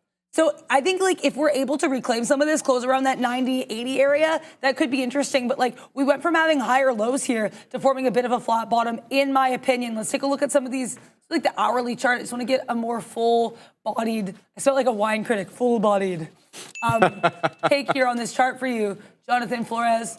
Like I said, I'm not much of an options trader either, so it'll just be kind of what I'm seeing on patterns. That's always going to kind of be my take on things. But yeah, I don't necessarily love that on the daily chart. I know as well with the earnings, and not to get into fundamentals, but I know their CEO is set to retire there. So definitely probably some fundamental concerns with this company as well. Though again, this option you said expires as of tomorrow, I think. So you're done there as well. Lower volume as well over the last few days. Yeah, I mean, I'm generally seeing lower highs on this hourly chart here. Let's go back to that. Yeah, my chart closed. Yeah, I would say if that 90, that area just below 91, that 90, 80 area is kind of interesting to me. Other than that, there's not a lot that I'm seeing that I'm that is of interest. That is my opinion. That's just my take, though. And yeah, we can look at it further if you want. If there's more details on the options, just because, I think with options, there's so much context always to consider that I don't know about. Eli Lilly, I'll talk about briefly, too, because I am looking at this name. I know, shocker. Dara's trying to trade Lilly. Sarcasm. I'm not very good at sarcasm, but I try. Oh, wow. Inverse head and shoulders. Okay. Oh, yeah. We're going long here on Lilly. The 912 area, we're going to risk into 911.50s. No, that's not. That doesn't make. Okay, 913, we're risking to 911.50s. Those are both areas I liked. That 913 hold up from earlier was really interesting as well. So we're going to try to get 913.01, 02s, 03s. It's Lilly. You got to give her some wiggle room. We're going to risk $1.50 on this. I like that 111.50 area from earlier. Or 111.50 would be a lot to risk in a $900 name. That 911.50 area from earlier. Not sure I will get filled here, but I do like this look here on LLY. 10-minute as well. To me, potentially a little bit more bearish when you do have what we're kind of doing here with the 90 MA, but look how we're trying to bid up.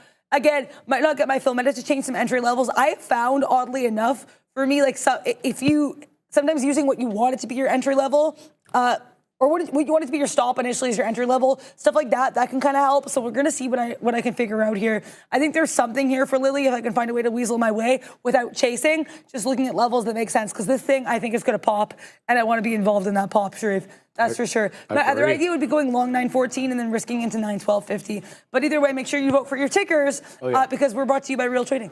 Oh, yeah, I wanted to mention that. Thank you for that great segue, Dara. Guys, the afternoon segment is literally nothing without you guys. So if you're not voting, you're not going to get a good full afternoon segment reflective of what you guys want to hear about. You already know what we want to hear about when we do the morning rundown. The afternoon rundown is about you. So I want to talk about Bonkzilla. He says lift is fading. My man Bonk, if you want the Katina Man, and the Neil to talk about your Lyft trade or how they would have traded it. Please get into the chat right now. Vote for Lyft. Bongzilla's also talking about Rivian. I like that. He's talking up storms. He's also talking about ASTS. Face plants again. Ask this. No, you don't say.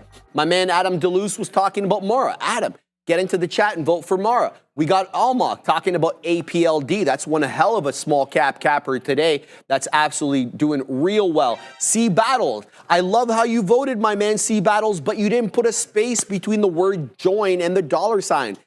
Streamlabs gets very upset when you do that. So I'm sorry, you're gonna have to do it again. And you voted for Disney as well. You can only vote for one, so shout out to you. Let's see what else people are talking about. Jerome Powers, I love that name, yes. Jerome Powers, he's talking about NVIDIA with a price target of 50. Throw it in. Maybe the Katina Man and the Neil feel the same way as you. How do you know if you don't try? So find out there. My man Harmon B, PTHL is rocketing. Really? I don't even know what that is, but vote for it. We'll look at it for you. PTHL. Let's find out. This is, I feel like it's a small cap gapper. What is this? An IPO? This is an IPO? What's going on over here? Python, I think. Python Holdings? Yeah, good call, Adara. I think this is an IPO because I don't have anything new. It's 11. It launched at 11.20. Looks like it opened up there at 375, 444 high. Are we halted? What's the situation here? Why are we not moving? So shout out to you, man. Throw that in the chat. PTHL. I guess we got another IPO here. Apple, guys. How many times does Apple have to bounce off 222?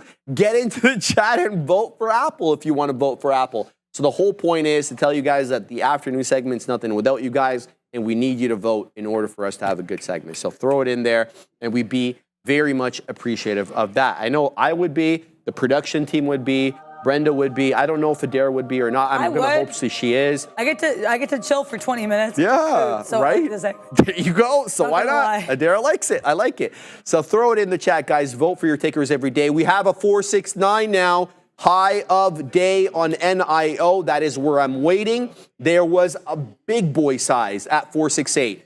That has since been eaten up. It is no longer there. And now we're printing 469 in the ask, 468 on the bid. This is going to be my last out. See if we get printed on this bad boy over here. Pleased as dang punch with this trade, but I'll be more pleased once I'm printed. Let's see. Adam, how long are we going to wait at 14? But there does seem to be here a buyer of note at $14 on MARA. The only thing is, it's not really ascending north of 14 by all that much. Best it could do in the last couple hours or hour and change is this 411 where we got printed. So a bit of an anemic trade. I'm biased more for a mean reversion. I was telling Adam there in the chat that $15 level gave way. Maybe we retrace intraday back into that level. We shall see what happens there. Break even on it at the moment. We're printing 469 again here on NEO. We're still not getting printed as the size preventing that from ascending. Don't know where I am in the order condescendi here of orders, because if you put your order before everybody else's, you're first in line, or depending on what gateway you're using as well. I'm on ARCA. I'm always on ARCA. Like 99% of the time, I'm going to be on ARCA. Sometimes I use Edge A. So we'll see what we get there. Up 10 and a third more a little bit. Apple still doing the 2-2-2 dance here, Dara, so not much to talk about. I'm going to send it to you while I just set up for the lesson super quick, as we are about 12:20 today. Are you good, or should I? Yeah, no, I'm good. I'm just like, I'm sad I'm not going to get a Philly on Lily. That was what that was about. I like that. So, like I said, I was willing to move my placement a little bit just with Lily. You have to respect what the spread is telling you and what the stock is telling you. 914, I was like, you know what? I'll do 914. I'll risk into 913s. I'm okay with that, even tighter risk to reward, right? This thing holds 914.60s like I have never seen, and then we do what I call the bid creep, where you start creeping up a couple cents. 916, 914.18s, 914.21s. We creep up by cents all the way to 914.37s. This is so bullish looking, I'm not going to be able to get involved. The only other area that I'd be interested in, I'm going to cancel my order, there's no way this is getting filled here, RIP my knife, is if we get to that 916 area, I would go long there. I'd risk it into probably around 914.50s, any of these kind of wicks. And then I would, be trying to take out around this 921 area. That would do something for me.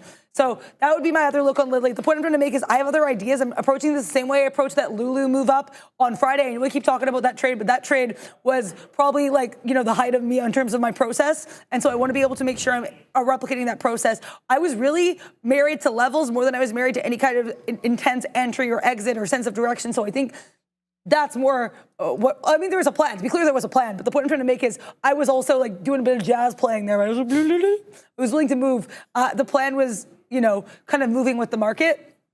And so with that in mind, Lily, I would love to go long here if we get 916. Yep. I'll wait and watch. I don't want to be chasey because you can't go chasing waterfalls. But sometimes these spreadier stocks just need some TLC. And you have to answer to what they want. That being said, given how hard that 914 held, if we break below 914, that could be a short. We're doing now, instead of the bid creep up, the ask is kind of whiffling to the downside just to Scotia. 915.74s, now we're at 915.71s. But we'll have to learn what Lily does afterwards. NVIDIA, you're breaking out, but I honestly do not have the patience to look at you right now. So that's cool. Get more of an ask move to the downside here in Lily. So let's see how low that one will drop.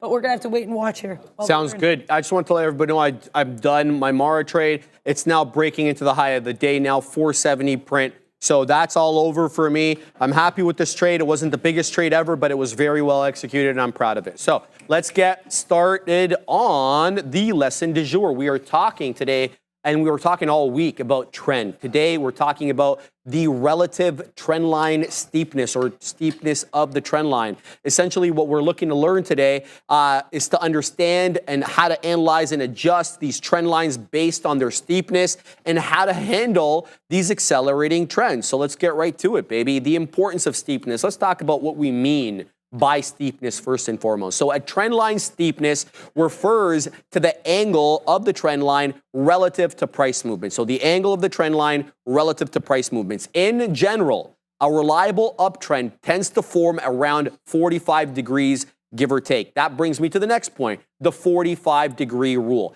In John J. Murphy's book of Technical Analysis of the Financial Market, he posits that the most sustainable and reliable trend lines have an angle close to, not exactly, 45 degree. If the trend is too steep, aka greater than 45 by a substantial amount, it may indicate that the market is advancing too quickly and the uptrend may not be sustainable. On the other side of that coin, if it's too flat, if the trend line is too flat, it suggests to you potential market weakness, indicating to you that the uptrend is not as strong as it should be, and there could be an impending reversal or a breach of that key area of technical support. So steepness of the trend line may seem, like it's not an important thing, but it actually is if you're actually using TA. Now, here's kind of what I mean by this. Here's relative steepness. You got trend line number 1 looking like it's a 75, 80-degree angle. Trend line number 2, that nice middle ground, 45 degrees, almost on the dot there. And then trend line number 3, oh no, I'm panicking. I can't see where I'm looking, but here we go. Trend line number 3, definitely a little bit too acute of an angle, okay? Who remembers acute and obtuse from like grade 6 geometry? So to everybody who remembers that. All right, so that's the look there. Now, how do you adjust these trend lines? So you should be making adjustments for slowing or accelerating trends. Some general rules apply. So sometimes the initial trend line may no longer be valid as market conditions change.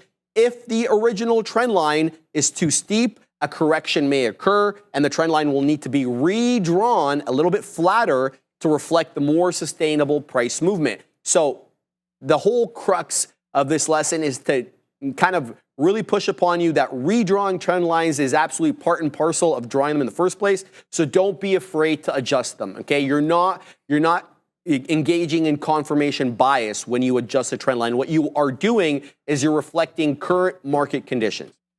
Okay, conversely, if the trend line is too flat and the market accelerates, the chartist should draw a new, steeper line to track the increased momentum that's picked up in the market. And here's what we mean. So this is obviously the initial trend line here is a bit more steep. The market breaches it, but it seems to establish a new trend of higher lows, even though they're lower than the previous highs and the previous lows, but in comparison to themselves, they're higher lows. So redraw that trend line to better reflect the current price action. Conversely, to the other side, we draw the trend line here a little too shallow initially, and the price action picked up more aggressively. So we need to redraw the trend line a bit steeper to reflect that new accelerated momentum. So redraw these trend lines. Do not be afraid to do it. So how do we handle, though, accelerating trend lines? What's the move? Like, what's the actual process here? So multiple trend lines are part and parcel of, drawing these new or forming or emerging trends. So in an accelerating market, it's not uncommon to adjust the trend lines multiple times. As the trend gathers momentum, you may need to redraw the trend line at increasingly steeper angles, and that ensures that the trend line continues, as we said, to reflect the true direction and the strength of the market. And then thank you for explaining how to pronounce this word, this curvilinear trend line. Essentially, Murphy here basically posits that when the trend line is a little too steep and it becomes a little impractical, one should consider using other tools. In this specific case, he posits moving averages, which can act as curvilinear trend lines. So they are not completely straight, but they do zig and zag, but they have a general direction as moving averages typically do, unless they're consolidated, of course.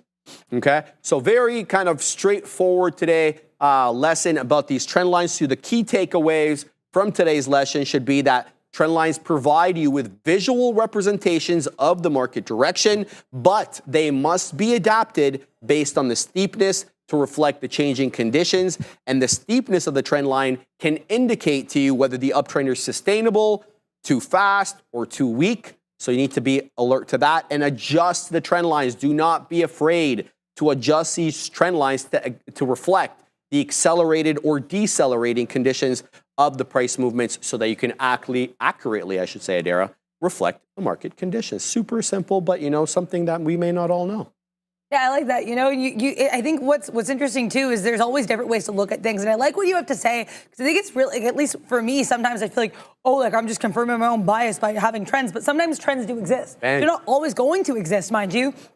And they're not going to be perfect, but I think recognizing that it's not inherently biased to say that you're seeing a pattern, I think can be huge as well. Speaking of which, bid creep for Eli Lilly. We are about 50 pennies in the money. I don't like saying that for Lilly because things can go all herky-jerky, but look at this push up on Lilly. I was worried, confirming bias here, just being like, this is kind of inverse head and shoulders. This was an inverse head for shoulders. As of right now, it is holding up. Let's see what we do here. I want to see us push up above into that 918 area. I'm risking like $1.50 here, just kind of around that that area, I guess a little bit less, the area just like below that 915, so like 914. 60s, 70s. Let's see here what Eli Lilly does. Like I said, my trading with Lilly is always going to be really predicated around what I see in the book. And so if we get to this level that I think could be some resistance around 918s, that's already going to be more than I'm risking. So I'm okay taking out there. My biggest issue, and I've had some SMCI trades live that have been in the money, and then I've seen stuff in the book that is telling me to get out, and I'm like, oh, well, no, it doesn't say you get out yet. No, Adara, if you need to get out, if you're seeing things in the book that are being like, hey, run for the hills, sometimes you got to run for the hills. So I'm going to be more cognizant of the book on these Lilly trades, especially because, one thing Sharif said too that I think is huge is use what gets you into the trades, get you out of the trade. Bless you, Ramin.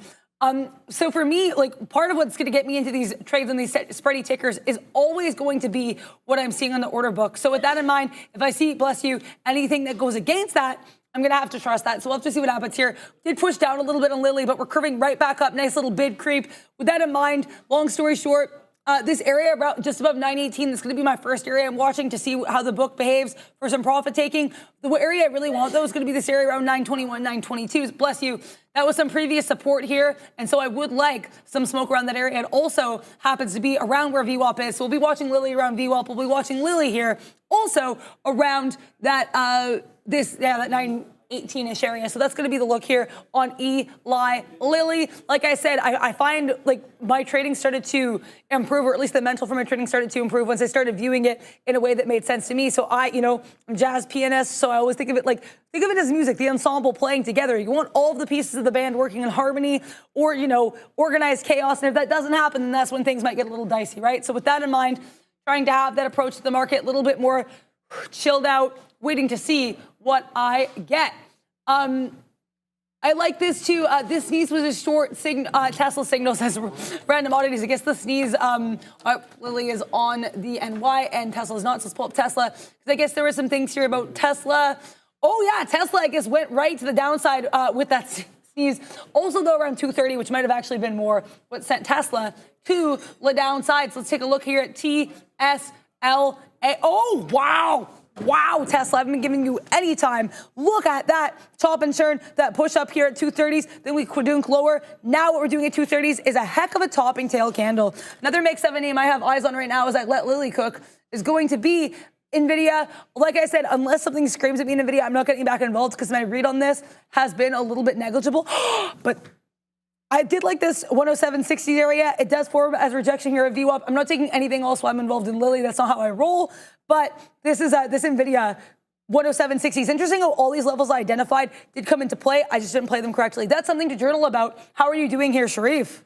Good, Adira. Looking at Apple because it did breach that level again. Now I'm trying to decide how I want to trade this topping tail candle really close to 223 as the market found a bit of a sell right at close, not right, but close to that break-even point on the day. What I'm looking at on the side chart is 18,961. That's where we closed out yesterday on the the NQ September contract. We weasel our way into 18,950 and we find a bit of a sell. And then you saw a bunch of topping tail candles come in on some of these Mag 7 names, like you got NVIDIA rejecting off the volume weighted average price. This is all local stuff. We're not saying that this is a trend shift, but NVIDIA rejecting off the local or the volume weighted average price. You got a topping tail on Tesla. You got a topping tail here on Apple, as well as on Softy. Google's been directionally down for the better part of the afternoon since 10:30. So interesting stuff here. I'm just wondering if we should be looking for some shorts on these here markets. We're already in negative land on the NQ. We're down 0.13. NVIDIA below VWAP, Apple below VWAP, Google below VWAP, Microsoft below VWAP. You get where I'm going with this? Amazon below VWAP, Meta below VWAP. The only one really above VWAP is Tesla, and barely. And I really mean barely. So I'm a little negative on these here markets, even though we did weasel our way off 18,850, so we're about 100 points off that local low. The real low, the overnight low, is 18,827, but I would submit to you that the intraday low is that 50-point area. So I'm real interested here. Now, I don't want to be suckered into a short only to find that there's support at the top end of the range on Apple. Well, at the top end of the range, we kept yapping about 222.60. So we weasel our way into 2290 and change. And now, for whatever reason, we're looking like we're using 60 as support because we're working our way back into 70s. So this is interesting here. We were talking about, how Apple possibly was putting in a rounded bottom. It's just, I'm not sure. That's as frank as I'm going to be about it. I'm not sure about this one. I don't have to be sure about every trade, hence why you don't execute every trade. We're coming back into that 60 penny level. Now I'm thinking maybe, we are going to do a little bit of a dump here. We'll see. I don't have to be first for the trade. So I'm going to pack my patience. What are you guys looking at? Throw in the chat. Josh S., NVIDIA short. You don't have a bad idea, Josh. That's 3 candles now. On the 5-minute, 3 candles on the 5-minute on NVIDIA that have rejected the volume weighted average price, one of which was a doji, the other one a topping tail, and now we've got a doji figuring at the moment. So indecisive is the recent price action. My submission to you, it's a bit indecisive at the moment, and I'm not 100% sure how to read it. So we'll pack our patience. Let's see what these small caps are doing. APLD giving you another opportunity to weasel into a trade here. It's been a symphony of higher highs and higher lows on APLD. It did breach, obviously, we talked about this area over here, the volume weighted average price, but did a fantastic job of holding the 20. And guess what? It held the 20 over here too, for the most part. There was a quick breach. And now it's right back at that 20. The 20 period exponential moving average on the 5-minute chart seems to have, seems to be at that 540 area, maybe a skosh lower than $5.40. So this could be an interesting area here on APLD. It's been quite directional, as you can see. And it hasn't even breached VWAP since around 10 o'clock. So that's an hour and 40 minutes now worth of price action. It's a little extended, though, off the volume weighted average price. So if you are looking for a VWAP retracement, getting into here, a bit of a tougher look. But I would, most of the prints have held up above the 20. I'm interested in this one, so much so that we're going to load this bad boy up on said trading screen. I just want to keep it next to Apple so that I can trade Apple with it. Well, we're going to keep NEO up because NEO has been giving us good day today. Oh, by the way, I forgot to mention that I did get stopped at Amara for a 7-penny loser. It did break down below 14, so that's the end of the trade there. When I came back from the bathroom, I was stopped out. So I just wanted to mention that super quick. We're still positive on it, though, because we took bigger portion out and then held the little portion for the loss. So let's load up now APLD, which trades on the NASDAQ, I believe. There we go, 540 we're printing right now. Let's zoom out a little bit so we can get a better look. Yeah, here we go, coming into that 540. Do we have price action support there, or is it only the 20 that's gonna hold us up? So you know what, we're gonna give this the old community college try. So I'm gonna wait a little bit lower. Yeah, why not? Let's get a little bit lower, and then I'll fill maybe at 534 or something like that. We'll give this a try. Why not? It's been strong. What number is this on my scanner in terms of strength over here? I'm trying to find it. APDN, no, that's not the one. APLD, just trying to find out what percentage it's up on the day. What's going on over there, Katina Man? The Katina Man is short NVIDIA, so Josh, you had the right idea. Your boy, the Katina Man, just took that bad boy short, so shout out to both of you guys. Say it again? The Katina Man put it in the chat 5 minutes ago, so he already had this idea, so shout out to him. That's the look there. So I'm keeping an eye here on APLD. By the way, I just want to let you know that APLD up 66%, and here are the details. They're as follows. It's an $850 million market cap, so it's not a small cap gapper, and it's traded monstrous shares on the day, about 118 million so far. And it's got a float, a healthy float here, 99.5 million shares. And let's find out what the short float is. It looks like it's going to bounce here without filling me, by the way. The short float, we talked about this, and I forgot, 17.33%. And there's a bit of a discrepancy here between the float as articulated by Trade Ideas and the one that I've got on my platform, 121 thereabouts million shares on Trade Ideas, about 99.5 million shares on my platform. So we shall keep an eye on this one. I like this one, Adara. What are you looking at? I took a 2-point move on Eli Lilly, and I want to talk about it. I'm really happy with what I did here. We took profit. We executed it accordingly. Like I said, this is what I think too. Sometimes I feel like these are the better trades that are willing to adapt. This was not the entry point I initially wanted. I wanted 914. Well, actually, I mean, way back, I actually wanted 911s. That didn't happen, but I waited for the opportunity that made sense to me, and I struck on that opportunity. So I'll explain some levels in the book that I found interesting to Lilly. I don't know if anybody cares, but I know there are some Lilly traders in the chat. And if you're looking at Lilly or any other name, make sure you vote for your ticker, ! join, space, $, that ticker. We have just 70 minutes left, so the length of a very short movie. I think some of the old Disney movies are like 70 minutes left. So you could watch a Disney movie and think about what ticker you're going to vote for, because you do have exactly 1 hour left. Also, be confident. But anyway, confidence would help me with this Lilly trade. So I got long, like I said, at that 916 because this was a level to me that was a pretty interesting area here of support or resistance earlier. Then we somehow form both a bull flag and an inverse head and shoulder. So two bullish looks here at this level. Got long, risking into just below that 915 area. Like I said, I was looking to see what we did at 919. Then I was going to take some more profit at 921. But I said, with Lilly, with all these spready stocks, I'm also always going to be using the book as my compass. And the order book as my compass helped me immensely on this trade.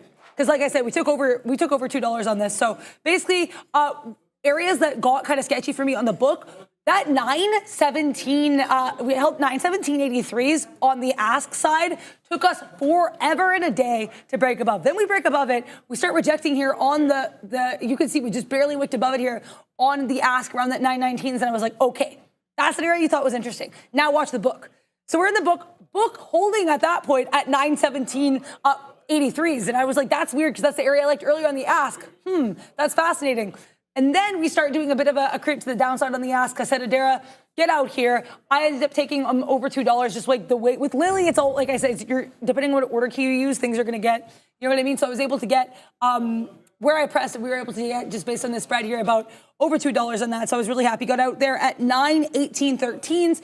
Could still go higher, but I executed it how I wanted it to. The thing I want to work on, and I said this earlier as well, is figuring out like stops, like how to move your stop in a way that makes sense on these spreadier stocks, given how they move. I was using like power bar low in the 3-minute candle. I don't know if that's going to be my strategy going forward, but I think it's important to try different things, figure out what works. Shout out to you, Eli Lilly. We had a good day with you. I'm not going to force you to do anything else here. You were nice to me. I feel like that was a healthy trade. I feel like, the insulin level is all the way up. No, bad puns. But shout out to Lilly. Ready to take some more opportunities. Vikya Novak, I know you were involved in Lilly. Also seeing NVIDIA long printing. NVIDIA's coming into that pivotal level for me because, you're done a trade, you got to say, where's the next trade? NVIDIA, like I said, I didn't want to rush into this, but it's kind of coming into a pivotal level, higher highs, higher lows, and getting into that 107.60s. I'm not getting long 107.60 break because every time I've tried to get long NVIDIA when it breaks above a key level, it has done me dirty. Is that biased? Maybe it's a biased take. I'm not even going to lie and say it isn't. But honestly, what that means, I would argue, in addition to biases, I'm more aware and I'm going to be more suspicious of this level. If anything, I'd actually go short. So we'll see what happens here. But shout out to you, Vikya Novak, for printing on that trade. Everyone's going to have different strategies. Like there have been times where Sharif and I have been in the same trade in opposite directions and we both print. Shout out to you. No matter how you print, let's figure out what happens here on this market. How's AAPL doing? I'm coming back down. It's going to have to hold this 5.25. We're long 537s. It's breaching the 20 exponential. And the problem with getting in here is you're well far from VWAP. So it's not like you've got another support level in terms of an indicator. You do have support levels in terms of price action, which is right at this 530 area. So if we don't hold up here, that's going to be the end of the trade. But I'm keeping an eye on it. I'm also keeping an eye on Apple because this 223 area, interesting as well. So it does manifest the rounded bottom. So we're correct there. Now, the only question is, do we breach 223 and work our way back into 223.5 where the volume weighted average price is? So it's still below VWAP right now. It's not as strong as some of these Mag 7 names that are at VWAP, like, for example, NVIDIA, like, for example, Tesla, which is above VWAP right now. So Apple, like the overall market, a little bit weaker than some of its Mag 7 counterparts because the NQ as well is below VWAP. And the NQ just got back into break-even territory, and it didn't clear it. It actually topping tail through it. 18,962 or thereabouts is the break-even level on NVDA, well south of 19,000, of course. So we'll pack our patience and have a look there. Looks like for the moment, APLD, we're back. Well, no, we're not break-even. We're still 4 pennies out of the money on this, but seems to be holding that 530 level. Or the stop's already in place. Everything is in place. It just has to manifest whether a print to the long side or a stop out to the short side. That's as simple as it gets there. There's nothing more to do on this name for me, except wait.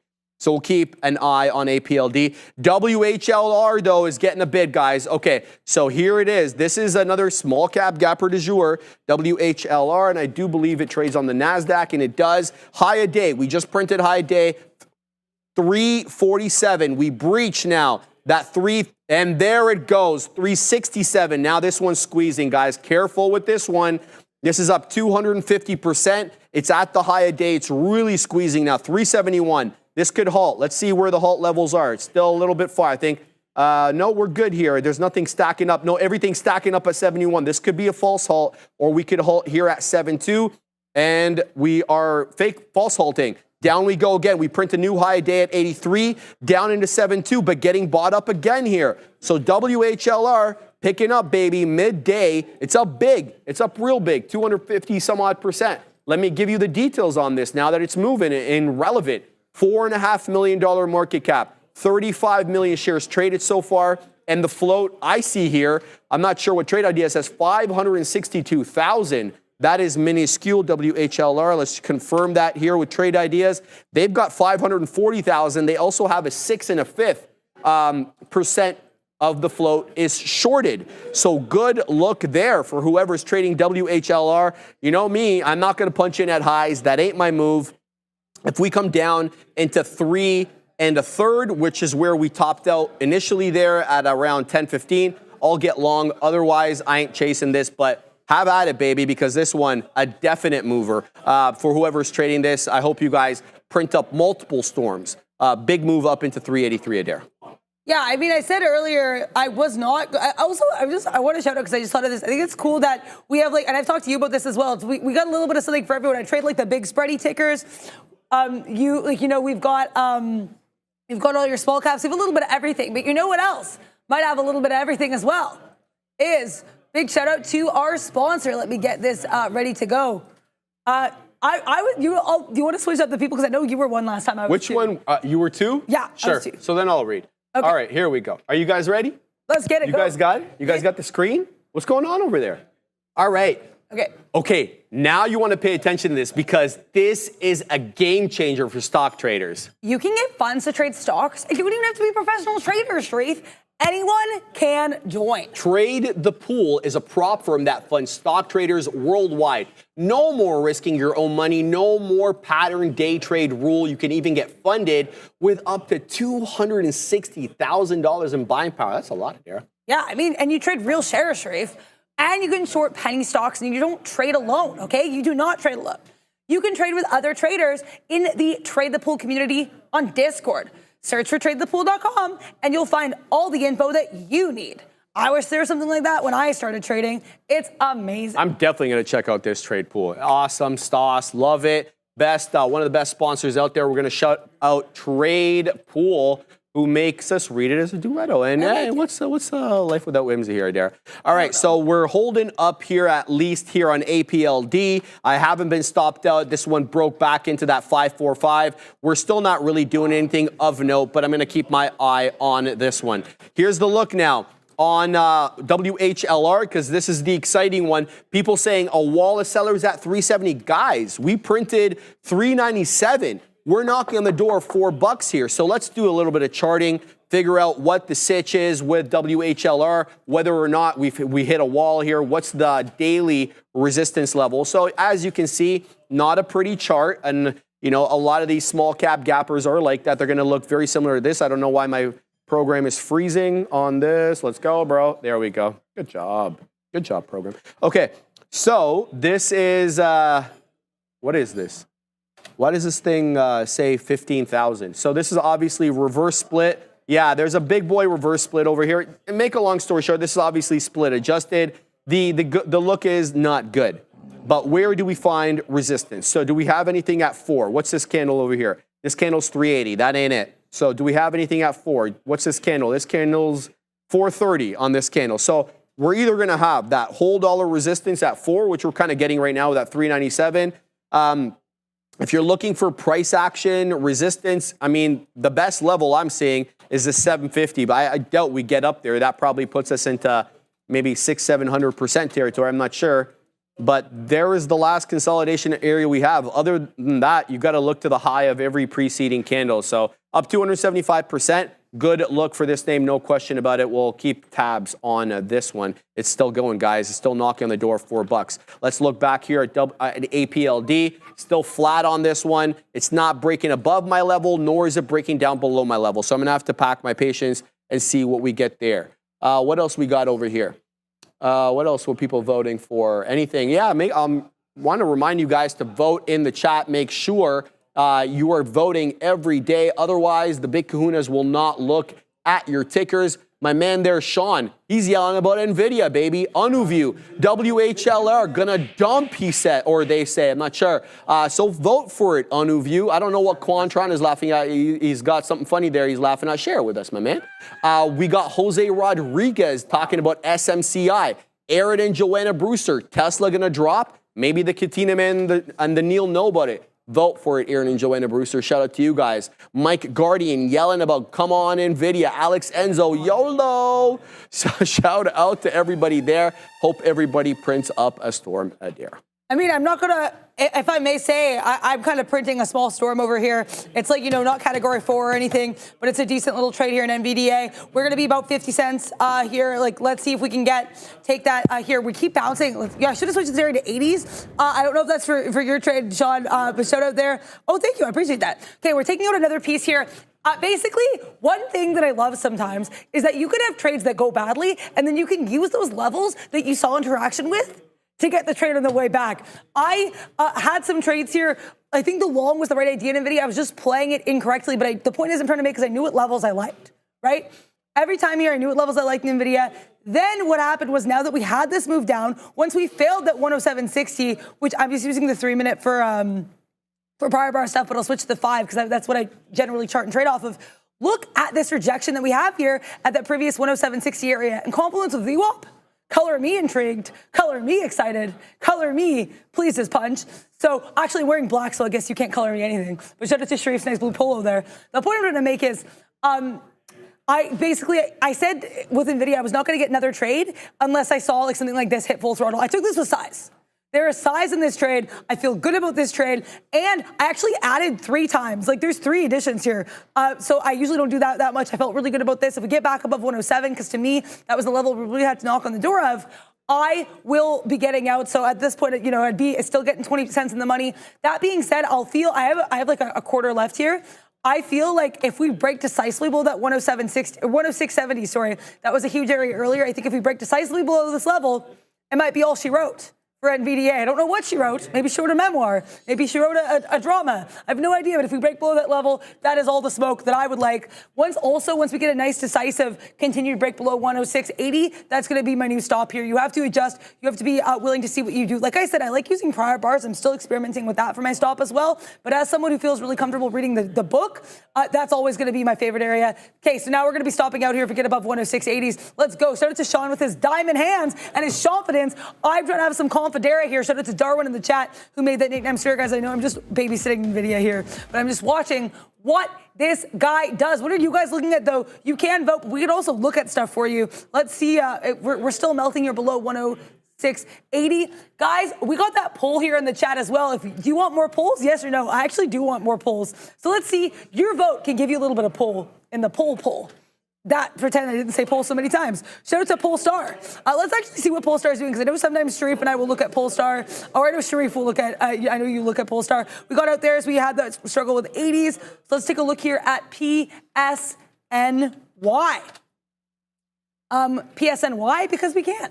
So Polestar is up 8%. Sharif, I think you hitched your star to the right wagon. We'll see it, Dara. We'll see. Yeah. I don't like hard for intraday. Yeah, sorry, no, I'm just saying I like the look. Thanks. Up 8%, a little bit of chop here around VWAP. Also in wow, Lily, I'm really proud here of my exit. We got out here and we have not, this is the right type of top wick. This is the type of top wick I want more of. This came from trusting myself, from trusting my trade. This is the type of stuff I want to do more of. So happy with some of the trading. Like I said, I'm not looking at my P&L. I think we might be flattish would be my guess, just because some of the meta and some of the NVIDIA earlier was a bit choppy. But you got to end up going for what you want, trusting what you want. Meta spread, pardon? Good job. Thank you. I really appreciate that. The meta spread tightening up here as well as we get to 515. So I don't want to go long meta 515. I don't know if that's going to be the vibe. But the SPY kind of strong here. SPY also stronger than AQ's pattern-wise, too. I'll pull that up before I throw to Sharif and find out what's Tim cooking over there. And I know. Yeah. From what I've seen in the book of the chart, SPY above that 548.50, you can see the wicks into here. Once we break above, we hold it. So I think the Q is not as strong, but the SPY pretty strong here. So maybe looking at some NY names might be the play, but I will be watching that at 515s. All right, we took Apple, and I didn't even get the price I wanted. I really didn't. I wanted 70s. I ended up getting 83. I had to chase this. It's print in 02, so we're going to look. We already wet our beak there. Like, I'm looking for a VWAP retracement. This thing's been putting in higher lows and doing that rounded bottom essentially since we got onto the show. So what the volume weighted average price on my chart here is around 223.50. I think it's a little rich for me to think that I'm going to get that right away. I'm probably going to have to deal with quite a bit of volatility before we get that, which is fine. That's what trading is all about. So let's see if we can weasel our way a little bit higher here on AAPL. I'll be pleased as punch. I did get stopped out of my initial position on APLD for a loser. I'm back in it. I kind of feel like it was a specialist breakout or breakdown, holding up at VWAP. So if that's the case, I want to participate in this with a bit of a tighter stop. Now, I'm hoping I don't get stopped out again on this. We're not going to risk nearly as much this time because I was able to get it at a better price. So APLD holds, I'll be happy. But if it doesn't, I'll still be happy as well. Apple's really going here, so now we're printing in the teens. We just broke local highs. I'm still not taking anything out there, knowing full well that the bottom could absolutely drop off because we're not that far above the whole dollar level, 223. Guys, Wheeler is really freaking going here, man. Holy cow, 444 high a day. Essentially, he's going to break 450 right now. This thing is up 322%. It's really, really going. It's really aggressive. I think it's a bit of a higher, if I'm not mistaken, I have such a bad short-term memory, 6 1/5% of the 500,000 share float here is shorted. So this thing's got two things going for it that make it parabolically prone, okay? It's got a very small float, about 500,000 shares, and a bit of a decent short float, about 6 1/5. Excuse me. So if we get going big boy here, we'll have to wait and see what the sitch is. And I just got stopped out again of APLD. That's so annoying. That's a 5-penny loser, so it's not the biggest deal, but I still feel that this one's going to go. So I need to trade this one a little bit better. It's holding VWAP, and it's still tradable as a long, so hopefully we'll execute a little bit better on it. Apple coming right back down below 223 again. So there is issues with this level, with this name, and that 223, essentially the whole dollar level, but I still feel it's putting in a little bit of higher lows. And if the NQ can get back into Greensville and maybe take the volume weighted average price at 18,975, I think Apple could squeeze. So we'll hold on to that one and see what we get. T-Money, check IRBT on the daily. Could be an amazing long. Could be. All right. That's nicely. I like that. Yeah. Let's load up IO. Man, look at WHLR. Every time I load up a chart, it's on it, and it's printing new highs. Ugh. All right. Let's check out IRBT. What is this stock? iRobot? Yeah, iRobot. Okay. So this one, $198 million market. I have one of these. I don't think I ever use it. It's been in my office or my den for, like, I think since I moved into my new place, and I haven't pulled it out once. Let's have a look at iRobot. Wow, that's a great looking chart. Fantastic. Never better than this. Aren't they an Amazon target? Oh, that's right. They got blocked by one of the government, 3-letter government agencies there down south of the border. But this is a big drop, guys. I mean, there's really not much to say here. Huh?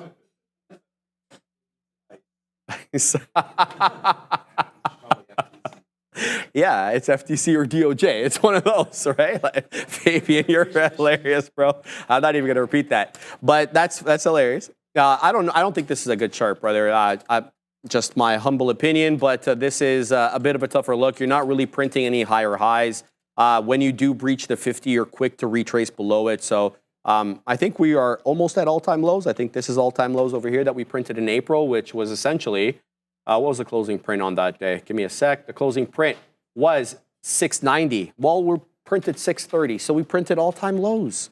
Yeah, it's a bit of a tougher look there. Nothing for me, but if you catch it at a good time and you print up a storm, I will not.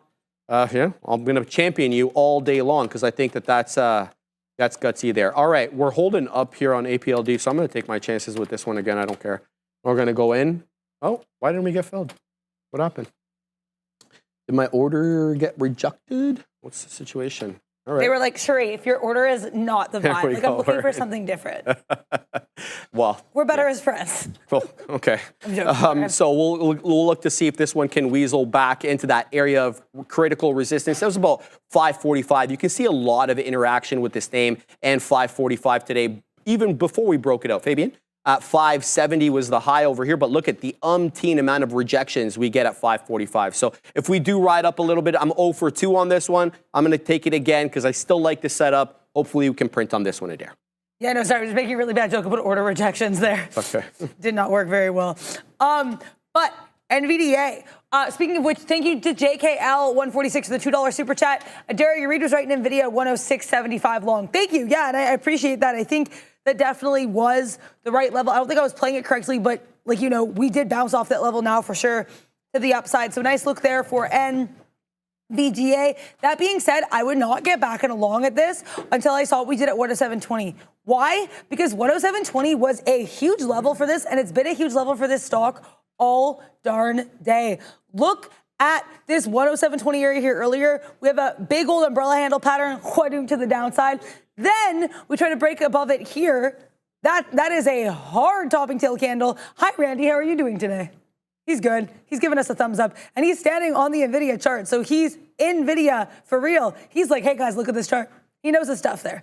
Oh, my God, he's moonwalking. This is so cool.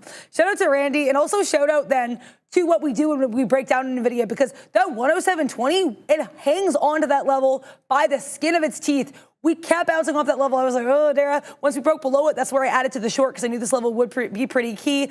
And then look at that big topping tail candle we get once again before forming support and trying to get back into this level. NVIDIA, the levels that I found the interactions to be really interesting are going to be 106.25. There's that 106.75 area, 106.80 as well, that whole range, 107, 107.20, and 107.60s. All of these levels are not going to necessarily play in a pattern that necessarily is super clean, and that's what I said was my issue with this NVIDIA earlier, but we do have these rejections. That being said, I'm definitely going to go short here now on NVIDIA once again. We're going to risk here into 20s, and we're going to take some size with that. Let's see what we get here if we can get short 107s, because like I said, 107.20, that area to me is pretty key. Now we have a couple topping tail candle patterns, and I've seen more interactions with the level. I have even more confluence and confidence. But you guys also only have one more hour to vote for your tickers. Get into that chat, exclamation point, join, space, $, that ticker. We want to know what's making you tick today. Is it NVIDIA? Is it C3AI? Which, oh, by the way, we can actually look at that. We're not going to get filled there. I'm going to let NVIDIA chill here for a bit. C3AI, I took it off my side chart for Lily because I was a little bit more interested in Lily. You have to go with what you have the balance of the evidence on. Oh, wow. C3AI. You can vote for it as well if you want to see Sean and Neil's take on it. I believe Neil was involved in this earlier, if I'm correct. Look at this double top on C3AI at 2050s. This is a really interesting pattern because we have this beautiful bull flag. Then we've got these higher lows and a flat top. They're like, this could be bullish, but you've also, I don't know, this is an interesting look for me in C3AI. And I think, you know what, Lily, you're going off my side chart. We had some fun with you. I don't really have any levels on you anymore. So AI coming back into focus for me on my side chart, though I might put Lily, Lily's still going to go on a side chart. Good away, Dollar Tree. But yeah, you got to figure out what works for you, what type of style works for you, and what stocks work for you. And you can figure out what stocks work for you if you get in that chat and if you vote. Like I said, did not get filled the 107 short for NVIDIA. That's okay. You're going to see what else is setting up here. I do like the Meta 515 rejection, but I also like learning. So I'm going to set up for that lesson pretty soon because we like to be able to apply the learning. And with applied in mind, how is the applied digital trade going? It's okay, finally. Now we're 1 for 3 Adara on it, so we get a little bit back. I think I don't even look at the P&L. I'm probably still negative on it, though, given the 2 stop outs. But we just got a little bit on it right now. Let's see if we can ride the trend back on. The reason I was so insistent, and you guys don't see me insistent on stocks like this, I typically respect when I'm wrong and I get out. But this one was holding above VWAP, so I knew that there was something here. It's just that I had been executing it poorly. I wanted a 20-period retracement. It told me what you want. You guys know what I meant there, right? It got into the volume-weighted average price where it had been showing you it had a propensity to hold up at before. So why I insisted on the 20-period, your guess is as good as mine. In any event, does hold up here at 510, working its way back up into 540, but we already talked about this 545 level being a bit of an area top. Absolutely, we'll do it in a second. 545, as you can see over here, is a bit of an area top. I don't want to wet my beak around there. I want to see if we can breach, but that's a look there. Shout out to Dan, the dang man, Emmons. Here's what he says. NQ was 2,000 points below all-time highs during the opportunity to get long with a 10-point stop at 18,850 today. Trim, trail, hold as long as low of the day is not taken out. Makes absolute sense. I love those type of trades where you have a line in the sand that you can say to yourself, this is it. It holds above here, I hold. If it doesn't hold above here, I'm gone. I love that trade, Dan. We hope you print out a storm. Wheeler is just absolutely flying. Neil, are you looking at this? What's going on here? $6. We're at $5.96 HOD. This thing is flying. Here we go. We got 6 now as the HOD. Big boy size was waiting there at 6, by the way. It's absolutely flying to the high side now, 614. 492, 501%, 504. Yeah, getting excited. I'm sorry. But big moves here, Adara, for WHLR. I think somebody in the chat there credited you as well for calling this out. Let me go back there. JCB Sports. If it wasn't for Adara mentioning WHLR this morning, I would have missed out. Thanks. There you go, Adara. You're getting love from the chat. Thank you. $10 super chat for your troubles there, Adara. As Wheeler continues to go, it's wheeling its way up into the high side, 649 HOD. I have a feeling that gets breached pretty soon. Here we go. 50 showing up on the bid now, or on the ask, and there it goes. Everybody and their mother's cousin jumping into this one. Great look right now on WHLR as it really skyrockets there. Nice, yeah. So I'm going to do the lesson now. Just so you guys know, I am involved in a meta short. I've been liking that 515 look on meta all day. I should have waited for the 515 entry. I got involved here at that 514.75 just because we were kind of struggling to get above the 515 for the time being. I'm risking here about just over 50 pennies. I'm risking into that 515.30s.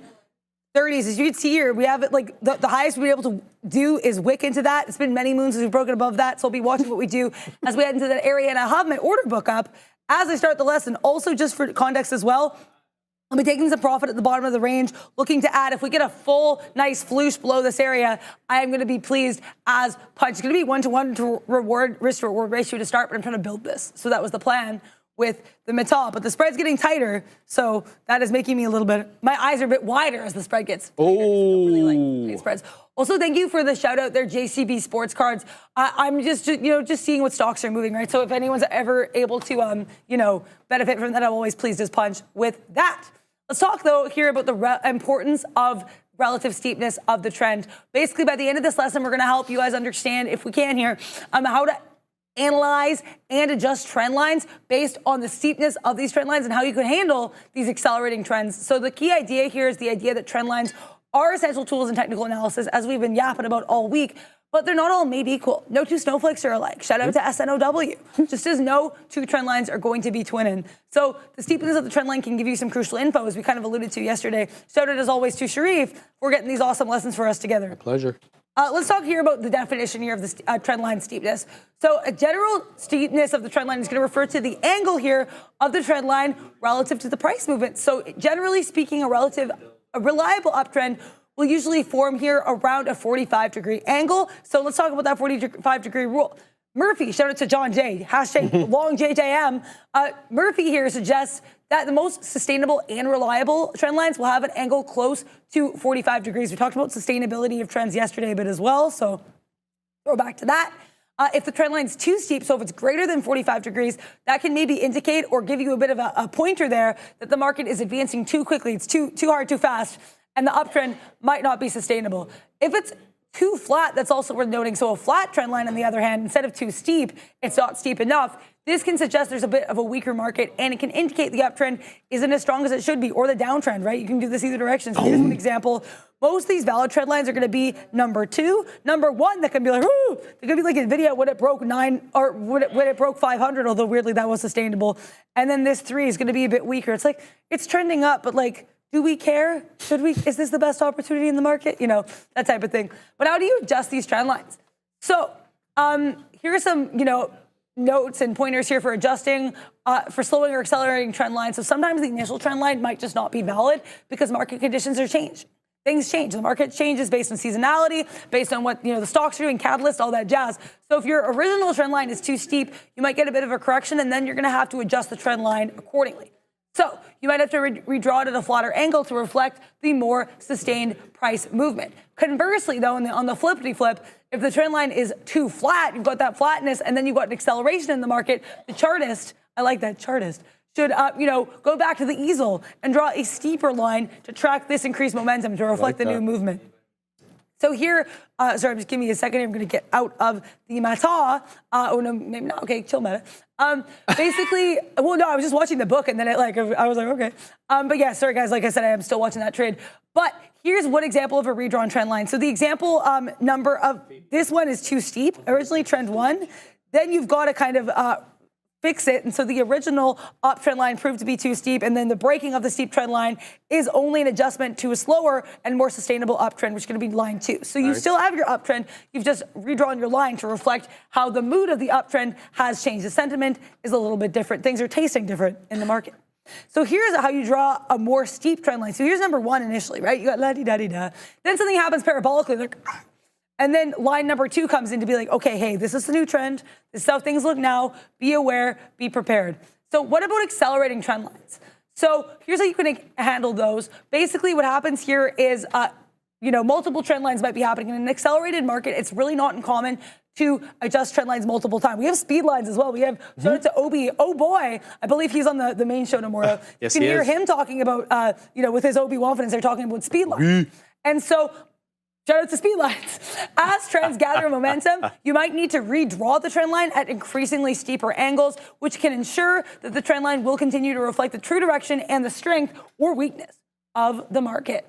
Murphy also here does mention the curvilinear trend lines here. So when you've got the steep trend lines impractical, being a little bit impractical for the market, for the mood there, you should consider also using other tools like a moving average, which can act as a curvilinear trend line. So just ways to kind of beef up your trend line, give it more confluence. I shout out again to Obi.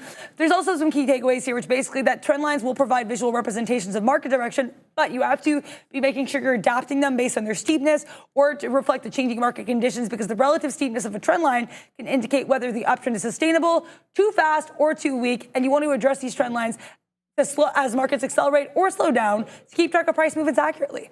And with that in mind, another way you can, keep track of market movements or learn about market movements is through our main sponsor, Real Trading, which also brings our afternoon segment, which you should vote for. Attention, Canadian traders. The Real Trading Campus program is back. Are you ready to elevate your game? Our exclusive program is designed to transform you into a real trader. Dive deep into the market microstructure, explore diverse marketplaces, and master professional execution techniques. We'll focus on U.S. equities, starting with a carefully curated stock list to optimize your learning. As you progress, you'll gain access to an expanded range of symbols. From order types to venue exploration, we've got you covered. This isn't about chasing high flyers. It's about building a solid foundation for long-term success, so don't miss out on this opportunity to join our upcoming cohort and take your trading to the next level. All right, a couple of things here to talk about on this. There we go. So a couple of things. I'm in along on the dead one Apple here. I don't know where 68s or whatever. I wet my beak already. It's working its way possibly up to that 90 area. The next level I want is basically this 223 breach. So we'll see if we get anything there. It's been I don't want to say consolidated, but it has been a little bit. It's had different stages of consolidation. So initially you can see that 222 and that 22260 was one consolidation level. Then we start using 2260 as support. And then now we're using 223 as resistance. So consolidation levels ascending somewhat, or so it seems. So we'll look to get there. Now, I'm very proud of this trade because I could have, given up completely here with APLD. I was 0 for 2 on it, but I still felt that I had the right idea. So I was able to get in here and I wet my beak right at the area that I said, this 545, and it did reject that area, at least for now. So we'll see if it is able to breach back up above it. Maybe we can use 545 as support. But this 545 area has been very important for me on this particular name because of the umpteen amount of interactions, mostly rejections, to be fair, at 545 on APLD. It's up 68%. Let's put some respect on this stock's name. It is doing quite well. You guys want to see a topping tail candle? Well, here's the mother of all topping tail candles, the one that started it all. This is really ugly here on WHLR, but if you are a small cap gapper trader, you are all too familiar with this kind of candle right here. This is just how they work. They're around for a good time, not necessarily a long time. And this is what we mean by that. 673 HOD. It is now down into $5 and about to make newer lows. While we've had newer low here, lower highs, we still don't have that newer low below that 483. So let's watch to see if 5 is an important level here. It certainly wasn't this time. Well, actually it was. What am I saying? Because it was able to work its way back above 5 to close above 5. Now let's see if this candle can close above 5. The levels below where we currently are right now in WHR, you're looking at 450. Initially here for me, where the 10 exponential on the 5-minute chart is hanging out, then you're looking at 375 with the 20, and then 325 for the volume weighted average price. You do have, price action support here. Initially resistance between, let's say 310 to about 3 1/3. In and around that area, which kind of jives with VWAP. So if this really gives up 5 and it doesn't really hold up at any of the moving averages, I'd be looking for that 3 1/4 VWAP area to coincide with that previous area top. It's below 5 now. Let's see if this can break down and make a new low here below this candle. That'll be 3 successive new lows lower lows and lower highs. We'll have to keep an eye and see what the sitch is there. What's Apple doing? So Apple, I'm out of the money now, 4 pennies after wetting my beak here. Let's go back and take a look at that. What's the situation with Apple? Well, it still has support at 60. In fact, it showed you that. Look at it. It just got into 60 and bounced again, man. So this 222, 222.60 initial area range paid, and this 2260, 223 range now seems to be paying for how long we shall see. The future's on the way down, though it just touched 18.9 again, and it's putting in lower lows and lower highs. So here's what I'm looking at on the side chart here on the NQ September contract, which, by the way, expires on the 20th, but we're going to roll next Friday likely. What's going on over there, Katina Man? The Katina Man is short the futures and Intel and NVIDIA. He's looking for all those bad boys to bleed. We're going to shut him out and hope he prints up a storm. So Friday is the 20th of September. Neil, we roll on the Monday? On the third Friday. The Monday. Yeah, typically we look at the volume too. So the reason I'm telling you this is because typically on the floor here, we roll the Monday prior to expiration. So the expiration is Friday, the 20th. So we, I think, roll Monday the 16th for the new contract. So this contract doesn't have too much, I guess like 11 days or whatever. Less than that if trading days. Right back up we go on Apple. I'm peeved for myself for not adding at that 60 penny area. Right back into the 80s we go. I'm still going to hold out here for my beak wetter above 223. Adair, how's it going over there? Yeah, I got out of this meta trade. I didn't even let it get to my stop because I lost confidence in it. I was like, Adair, why are you here? Lost I think like 15 pennies on this or something. I don't know. Basically what happened was I should have gone to those way earlier. I was just like, the Qs were pushing down, as you said. They were so weak. And Meta's like, I'm like, Adara, why are you here? Meta and the Qs do not respect each other. Do I have another play for this? Unfortunately, yes. I know I keep getting at this name, but if you have names you have read on, shout out to Sharif who said, with trying to keep the stocks in the quarter, right? Box them in. That's what I'm really trying to do here. This Meta, much like NVIDIA, I feel like I have the right lead in the levels. I need to play them more effectively. I think Meta generally played better than I've played NVIDIA, except for that last NVIDIA short, which is pretty dope. But with Meta here, look at that rejection of 515.30, which, by the way, I did see reject while I was in it. That was my stop. It didn't even hit my stop. I was just like, I didn't feel confident enough in it. And if you don't have confidence, what are you doing this for? I mean, I'm joking, but you know what I mean? You don't want to be in a trade you don't believe in. I realized I didn't believe in it anymore, so I was just like, cut it loose. So, and I guess that's going against your rules, but not waiting for it to hit your stop. But I mean, I think also one of my rules is to feel good about a trade I'm in. So I stand by leaving that. But that being said, look at these. Look at this support we've got here around, what is this, 514.30s. We have these higher lows, bit of a topping tail, bottoming tail candle. If we break up, like I said, I want to see us hold 515.30s. I'll risk into 515s. I'm cool with that. But also, while I was looking at Meta and this trade that I was not even that enthused by, I missed the short of the century on Eli Lilly. I love that 914 level. I was thinking to myself, 914 short would be dope. Maybe you could do that in the lesson. And instead, for some reason, I chose Meta, ? But I've never seen Lilly this respectful of ranges. Oh my gosh, Sharif. Look where we bounced. That wick area from earlier. This is crazy. And we rejected hard here at 914. There's a lot of, I guess, mirror symmetry action. It's like you're my mirror. Oh, my mirror staring back at me. Shout out to Justin Timberlake. But yeah, Lily, the one side of Lily chart is singing mirror to the other. I'll put it that way. Also, Lil Wayne has a song called Mirror. But either way, the point I'm trying to make is whatever song you reference, believe in your trade, believe in your stock, and have reasons for getting involved. I'm seeing a bit of tightening here in the bid for Lily. So honestly, if we go, are we going to be long again now, Lily? This chart looks really bearish to me. Oh, we just did a bit of a creep down on the ask. Never mind, I stand corrected. The point I'm trying to make is this looks bearish, but I like these levels as well. We're seeing. That being said, if Lily loses this support, I think RIP, and I think I could risk it into 9. That's the thing, I probably have to risk a little bit more than I want to. Watching that, this one in Meta, I feel like I have the best reads on, and Meta coming into my level. So let's see what gets cracking here. Also, we have NVIDIA giving up the ghost. So many stocks, Sharif, so little time. So many ghosts, too, terrifying. What is a haunted house?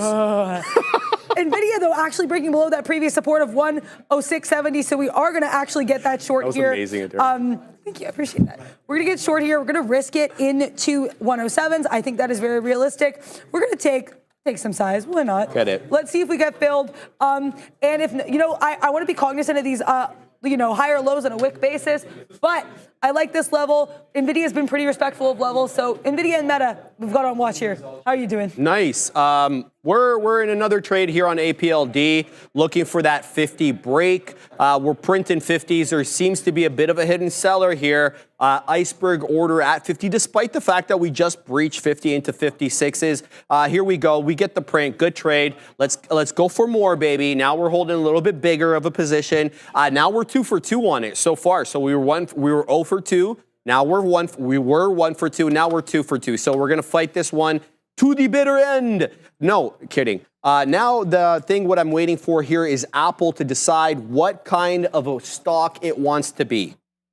Does it want to be those ones that ranges and gets forgotten by history, or does it want to print me up here at 223.06? That's quite delusional on my part, but hey, we're gonna make jokes and have fun with it. Here, printing 90s and 91s. I'm looking for a breach of 223, knowing full well that we've rejected off 223, but we have on occasion wicked into the teens. So I'm waiting at 07s, lucky number 7. We'll see if we get printed. We're in the money. I don't feel like this is the right area to take it out, especially since 60 has been defending quite well. So that's the look there. Now, we're finding a little resistance to be expected on APLD at 55s, knowing full well, though, that the real high of the day is 70s. And if you even want to chart closing prints as opposed to the wicks that go into 70, I think 71, well, then we're looking at 65. So I'm packing my patience. Let's see if we can extract a little bit more money out of this bad boy over here. APLD, put some respect on this one's name, 70 and a 5% in the clear at the moment. All right. Wheeler, we were yapping about this one, and here we go on Wheeler. Okay, so we did a monster topping tail candle, taking us all the way from 673 down to 444. But this is one of the first areas of support that we said we could bounce off. And right now we're at the 10. The 10 exponential moving average on the 5-minute chart on WHLR.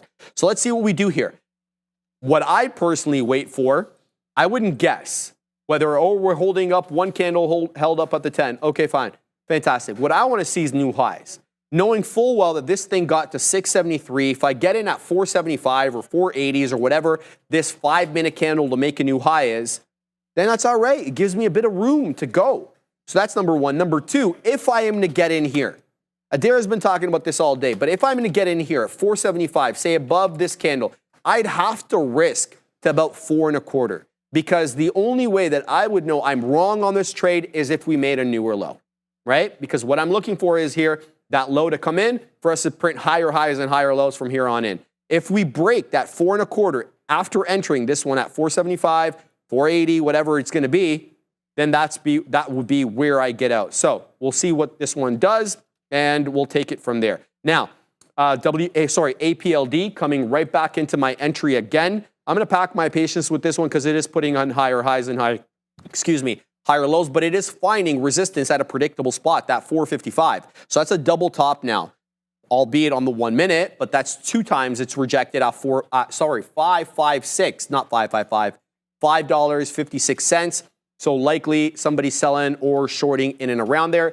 Apple continuing to hold into the mid 80s. It's unable, at least for the moment, to breach that 223. It had on prior occasions. This time around, though, a little bit more anemic of a retracement. Let's say that. It's up 0.91, but certainly not parabolic. Okay, WHLR just broke. There we go. Where is it? Where'd it go? There it is. So WHLR now above that 475 on the way to $5. It's being met with resistance, breaches 5. So this has now made a new 5-minute candle to make a new high. Oh, baby. What do we do with this one? I don't want to get into this one. Did you get possessed there? Yeah, I don't know, Adara. It's taken over here.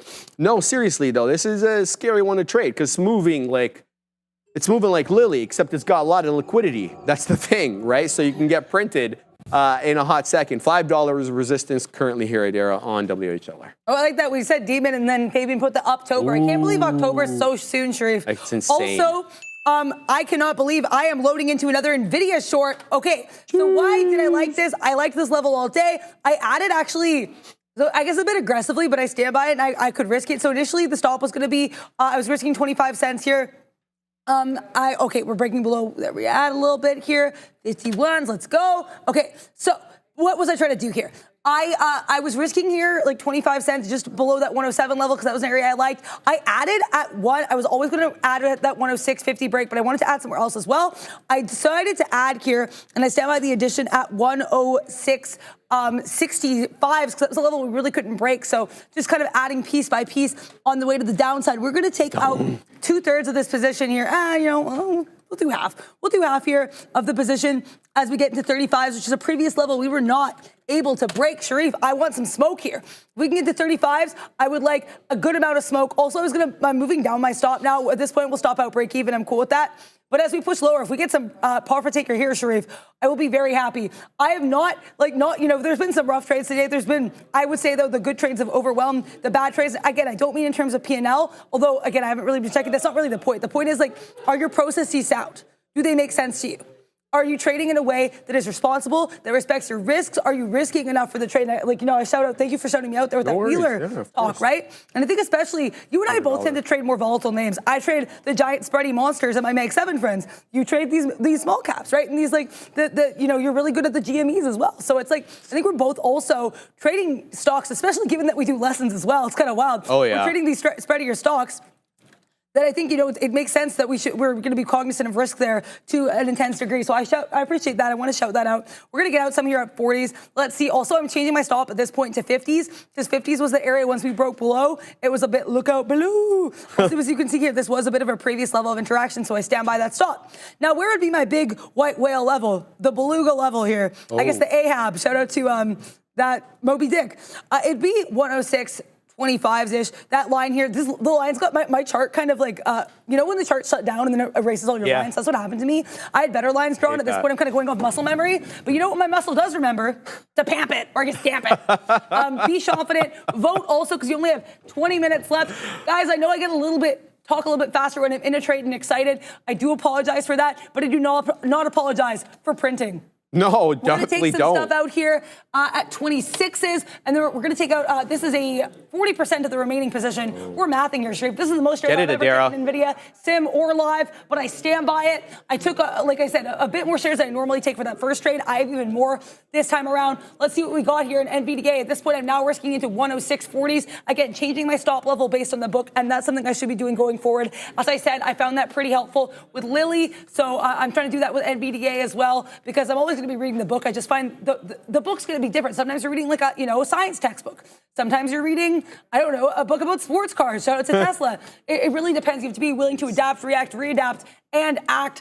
I've been ranting here, but also, wow, SPY gave it the ghost at 548.50s. For the record, I found that level to be really pivotal. Right now, we're below 548, so some weakness here in the market. Quadung for the Qs, bit of a quadung for the SPY as well, though I found the SPY to be relatively stronger than the Qs, in my opinion. We break above 40s here, so I am outie of NVIDIA, and I'm so happy with what I did. Nice, Adara. I'm in Wheeler. I'm nuts.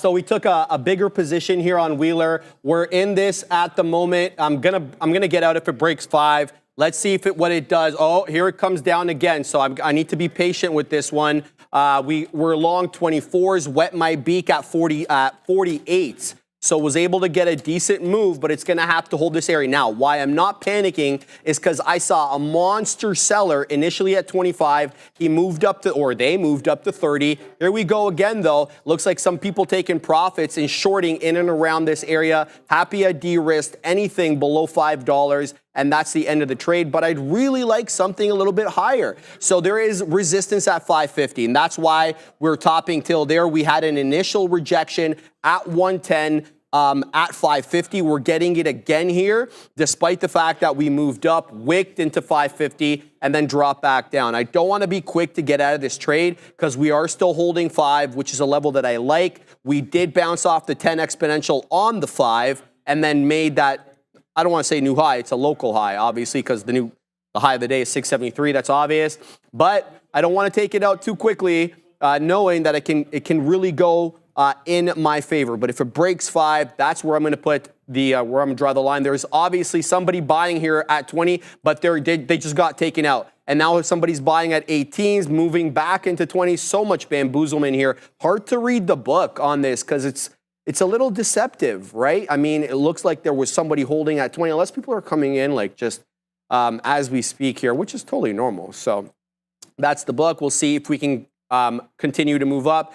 Let's see what we got over here. Some people moving down in terms of size from 30 down into 29s now. So moving down a penny, but we're still holding up at this area. I'm just keeping my eye on the side chart because a lot of this really has to do with the 5-minute look. I execute on the 1, but I chart off the 5. And so, here we're coming down now where we may break 5. So I've got my flattened key ready in case my stop doesn't trigger. We're only 5 pennies out of the money, but I just know how this one trades. And this is a bamboozler. It's bamboozler central. So it can definitely have the bottom drop off, and that's what it's doing right now. So we'll get out there as it does breach 5. But I'm knowing full well that this could pop back up. So I'm ready for it, We took a nice little winner there. Now we give back a little bit on this one, which is fine. We will keep an eye on this one as it does a bit of a dance with 5. My only concern is on the 5-minute chart right now, it's putting in a topping tail candle.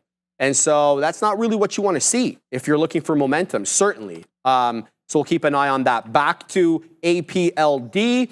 This one did come back, held 40 because I put my stop right below that 540 level. It holds it to the T, it looks like here, and now we're working our way back into 550. So I'd like something in and around this 560 area. We wet our beak last time at 554, but there is interactions here with this 560. So if we can get into that level, that would make sense for me, but I'm going to be keeping my eye on WHLR to see, does it defend that $5 level we got stopped out, but 5 held.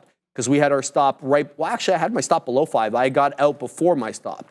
So we'll see what we get there, Adara, APLD, and WHLR, keeping my eye on that. Yeah, I mean, you're trading a lot of the small caps today, so. I know. I just realized, it's a bit of an interesting.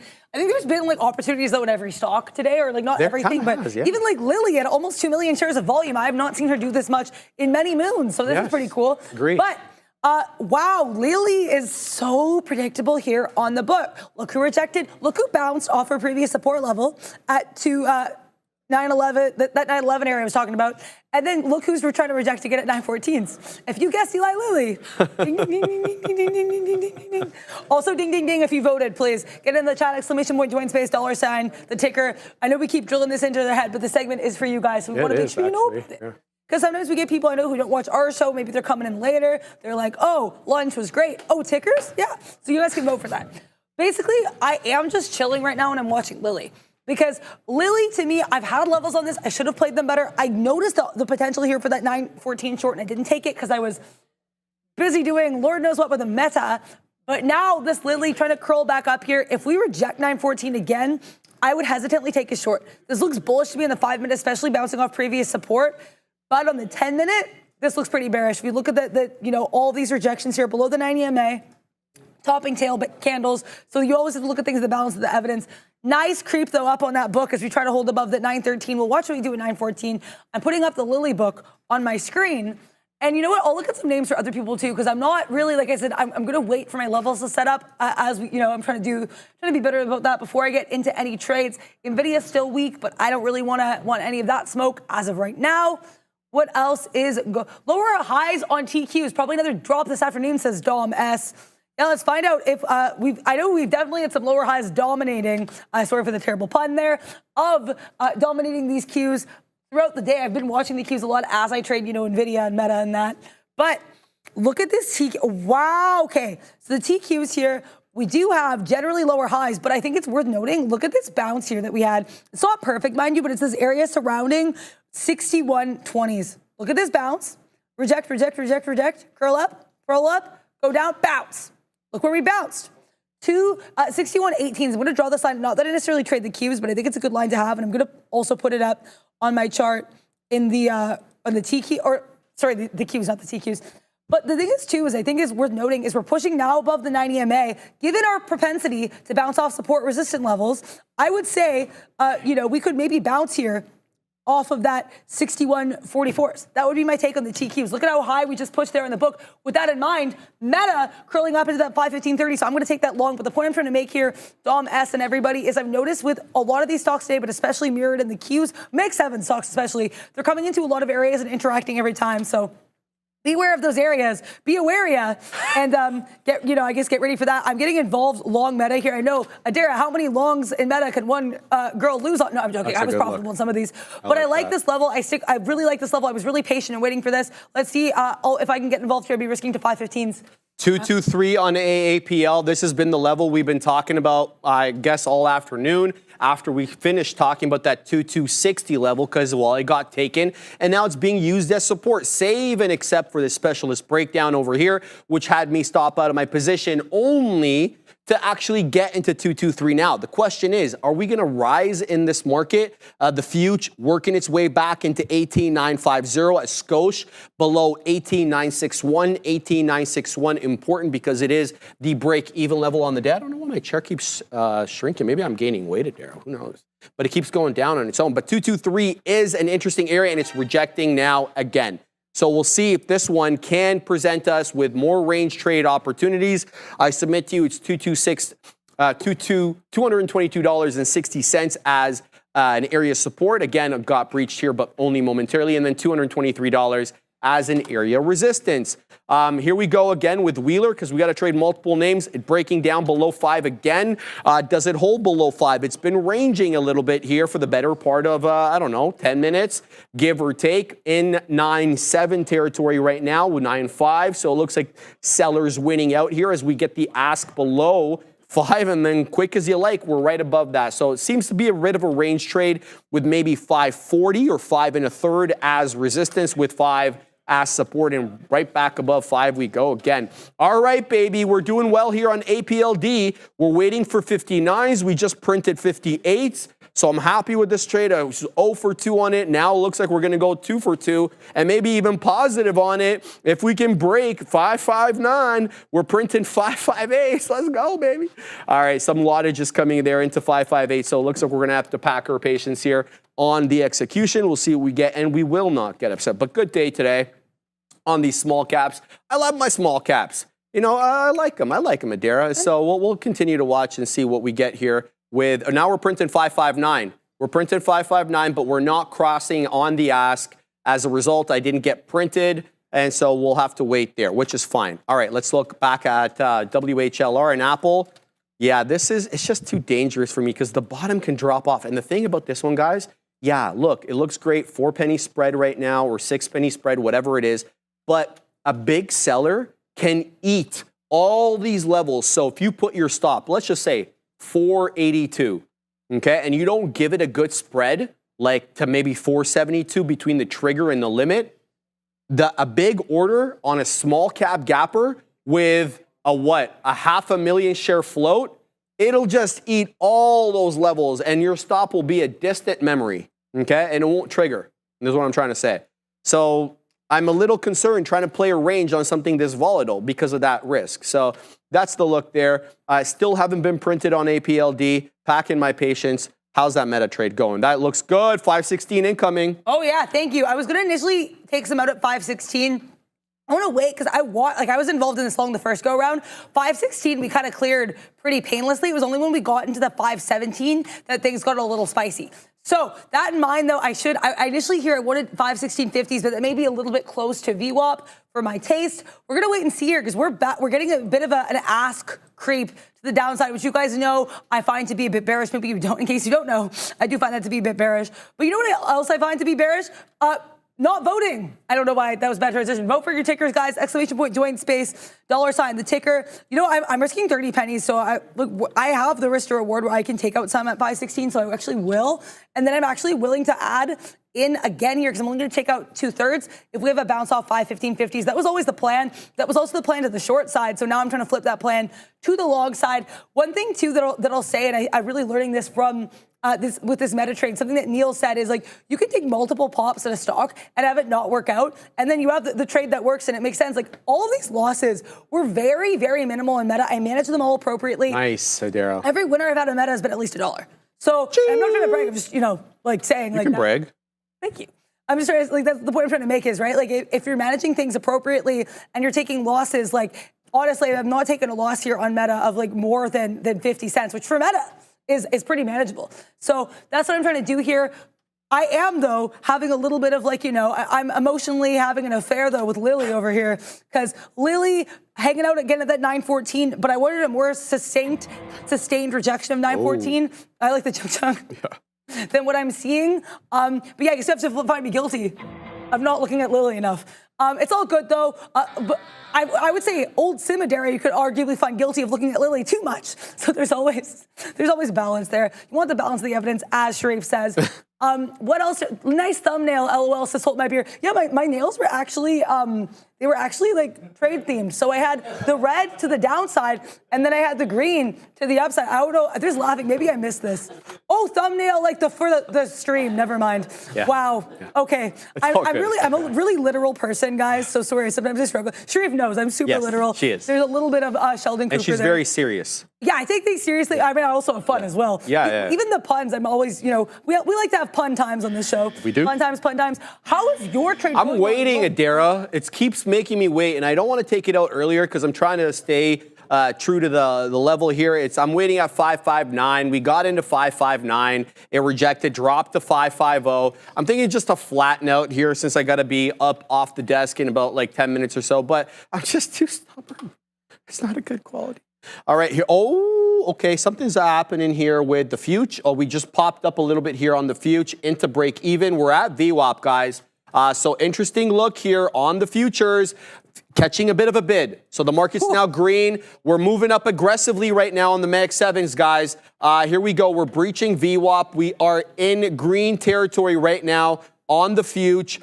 All the Mag 7s are taking a bit of a curl up. Boom, into 223.25 territory. Get it, Adara. Great trade there, Adara. Prince on Meta, and so is WHLR. It's breaking above that 540 area again, so WHLR can get going here. It's broken that 550 was a bit of an area top. It was 540, not 550. My mistake. 540, now we are in the 560 and change. Good move here for WHLR. Yeah, it's okay. You can't get them all. It's all good there.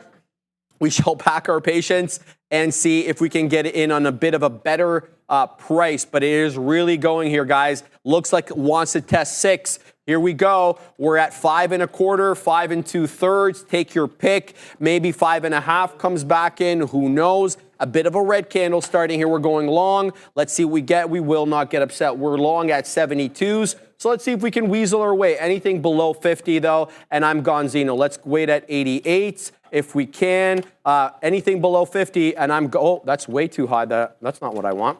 I want 580. Let's go like that. There we go. So anything below the $0.50, and we will have to get stopped out. And here we go. We're likely going to get stopped out on this one because it is going to break the $0.50. That's fine. We'll get back in a second. If it does, no. So it's not. It's not going to hold the $0.50. So we will give up a little bit there. Now we're going to go negative on it. But that's the way it is. You got to take chances. 540, though, interesting area here. This was the area where it held up last time. Not holding up this time. So former resistance, at least for the moment, not acting as that support level. So pack our patience. See if this one can come back in, possibly for a 540 hold. And what better time to test it? Oh, come on, bro. I actually chased that. Let me in, bruh. Let me in, bruh. So we're going to give this one into this, and then we'll go like that for this one. What are we at? We're at 47s. So there we go. We'll move up a little bit over here, see if we can take this area of previous resistance act as support, or maybe that doesn't work here. So we'll give this one the old college try. So we're going to give this one a try. If it breaches 33, yeah, so we'll get stopped out again. And I'm trying. I'm not going to stop trying. But anyway, 540 doesn't look like it's going to hold at the moment. Maybe it comes back into 5. I think that would have been the better trade, quite frankly, because this one gave you multiple opportunities. It did breach it over here at 138, but it was a quick retaking of the $5 level. So, yeah, a lot of bamboozlement. That's just the kind of how it goes, and we will pack our patience, see if we can get back in again. But I don't really have that much time, Adara. So what are you looking at? Yeah, I mean, we're doing well here in Meta. I wanted to add at 5, 15, 60s because it was an area on multiple time frames You saw that interaction. I wasn't able to get filled. That's cool. That's fine. We're you live with it. Yeah. One thing too that shout out to Oscar in the chat saying, do you get mad when you're late for the trade? Oh, I mean, we get a little grumpy. Who says you're always upset as a trader? I think you just got to deal with that. Make sure you're managing the emotions appropriately. So yeah, I want to shout that out because I think that's very accurate. Also, meta. I feel like I've been improving my book reading lately, and I'm pretty proud of that because Lily, that was pretty huge for me. I was able to actually get out of a long at top wick on Lily because of that. So I was like, shout out to that. But I only bring that up, not to toot any horns there. Shout out to Jazz Horns, as I said, the trading inspired by Jazz. But meta actually has been really interesting. I was wondering why I found that 5-16-16 hold so fascinating here as we tried to break above. We had a bit of a bid creep from there. Well, that's because that's the area we fell down from in this initial meta trade. So it's interesting too. I feel like having a good memory, like I've talked about this, I do have an eidetic memory, and I find that helps a bit for some of this book reading. So it's like you find these levels that hit, and you want to get involved. I'm going to stop ranting here now, but we're going to be taking into prior bar low on the 1 minute. Let's see what we do here at that, again, around that 5-16-20. I don't know if I want to give it that much. Let's see if we break above. If we can't fail, if we try to have another false break of 5-17 here, I'll get out at 5-17. I'm cool with that, Sharif. We are getting a little bit tight here to the downside on the book. Yeah, we're going to, we're going to get out if we can't break this 5-17 because I don't want to give it too much room. And that's what I said. The prior bars I like as a risk management strategy, but when you trade a lot of spready stuff, for GitLab, that worked yesterday. Because GitLab is spready, but GitLab also, within the spread, it's going to be a much smaller spread. Meta, you're talking you could have a 50-cent spread. That's the same type of thing you're going to see with names like, Lily. So sometimes those prior bars can give you a little bit, more. You can hit the bar a little too aggressively, and then, the stocks, you lose more than you want to. With that push down here, we're going to be getting out. I'm trying to trust my read on the book. Let's get out 50s. Here, 55s on this META. We got filled 64s, just how the spread goes. Well, okay, we're pushing back up higher. That's cool. I trusted my read on the book. I didn't like what I was seeing, and I can live with that. Don't get back in all salty, Derek, so you shouldn't last long. But it's all good there. Happy with what I did with that trade. So took about 70 cents in the first position, about $1.20 in the last position, $1.30 in the last position. Luke Dor saying feels like a bull trap. I don't disagree. Just the way this is moving, because Meta had that pop up here earlier, and then it quit doing. So let's take a look at the cues. Okay. Blue Jays, let's play ball. Let's play ball, Blue Jays. Let's play ball cues. Look at this. I need to stop saying things. 461. That's good. Guys, look at this 461.70 level, right? All these topping tail candles. We hold hard support in the 90 MA. Upper trend, uptrend. Then we reverse that trend line. What do you And now want? look here, where we're trying to have a little bit of a topping tail candle. I think, or I guess we already closed that candle. Ooh, my bad.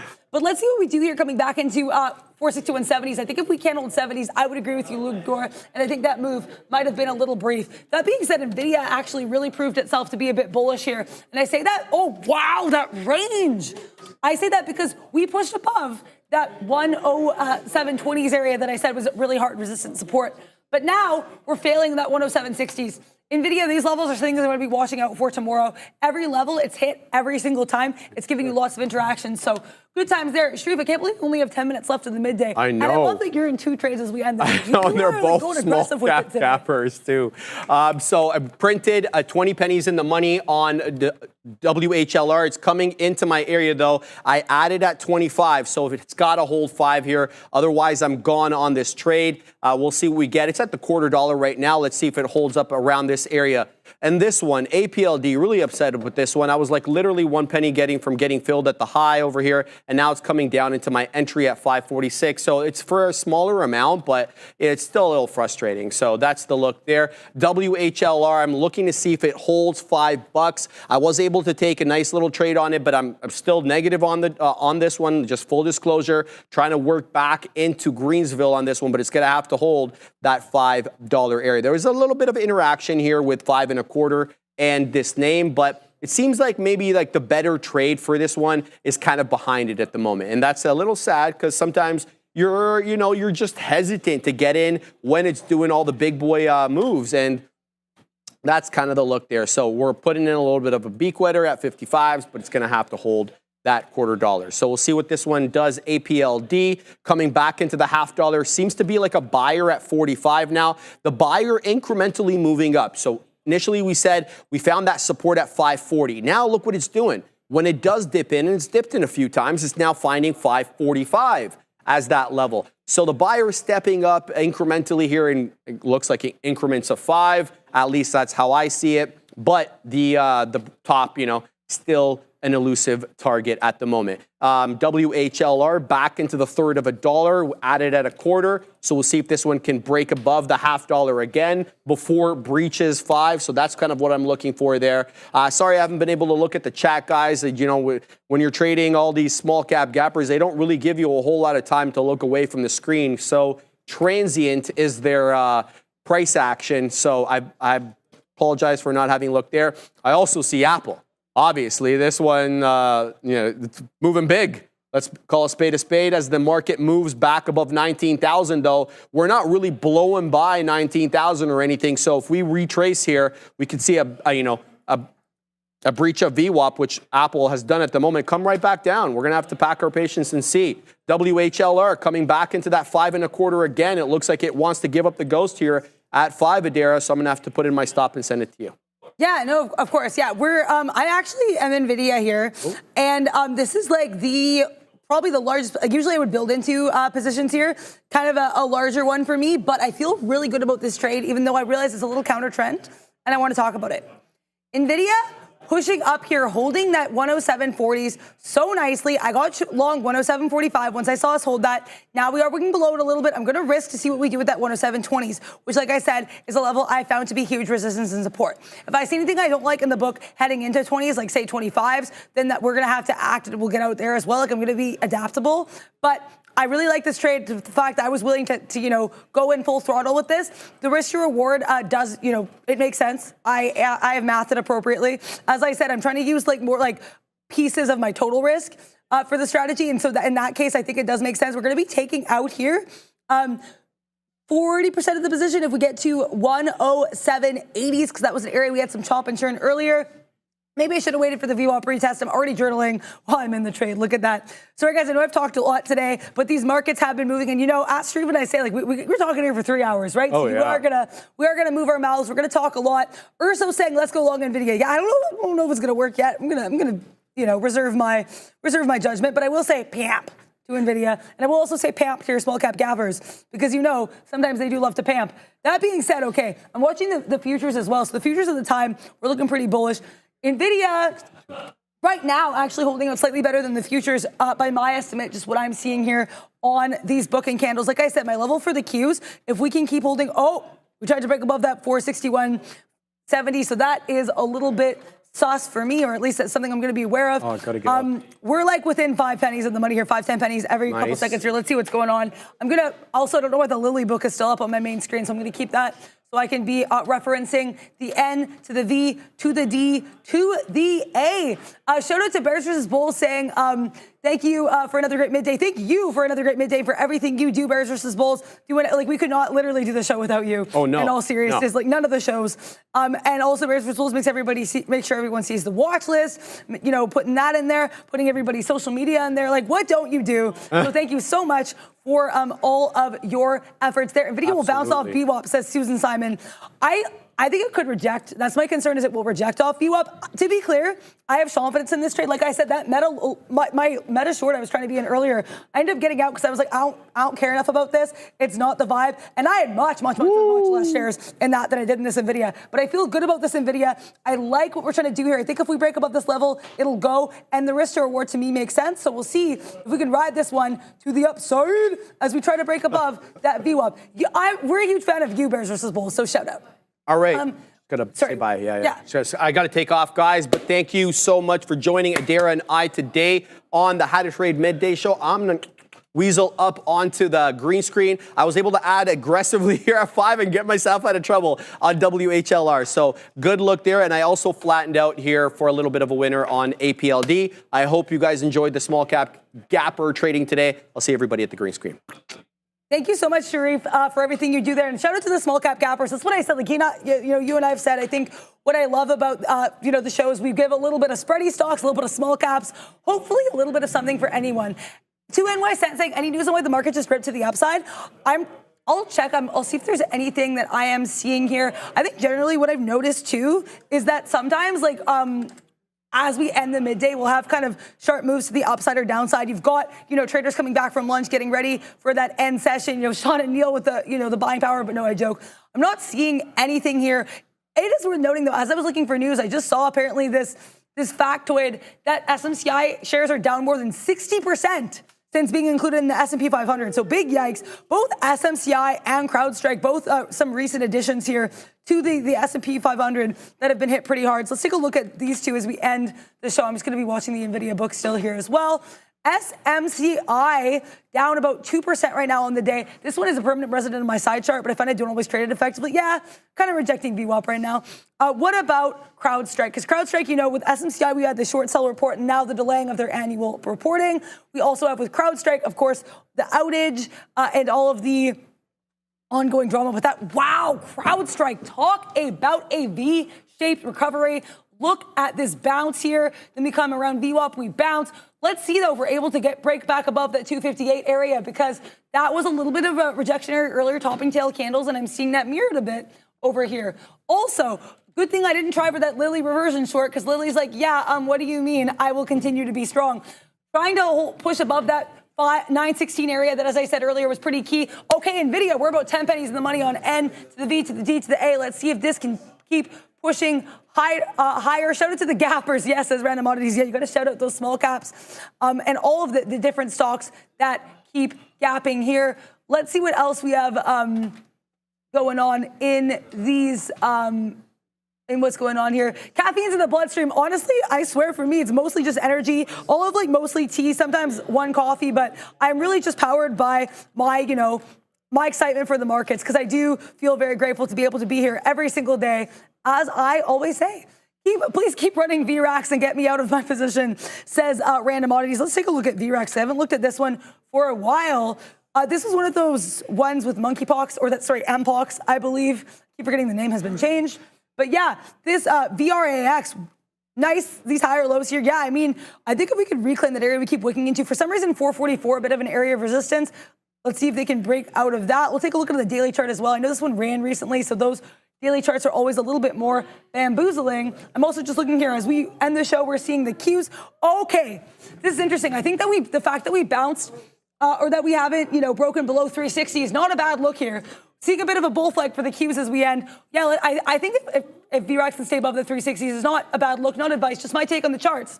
But you'll get even more takes on charts and stories as we head over to the main show. I hope you guys had a great time. I know I did. Thank you so much for being here with us every single day. We'll see you tomorrow. Same bad time, same bad channel. Right now, though, you've got the big guys at the big desk and Sharif. Thank you very much, Adara. Welcome, everybody, to the afternoon rundown, the show where you decide what we talk about every single day. Neil and Sean are locked and loaded. They're ready to take the names as decided by you guys.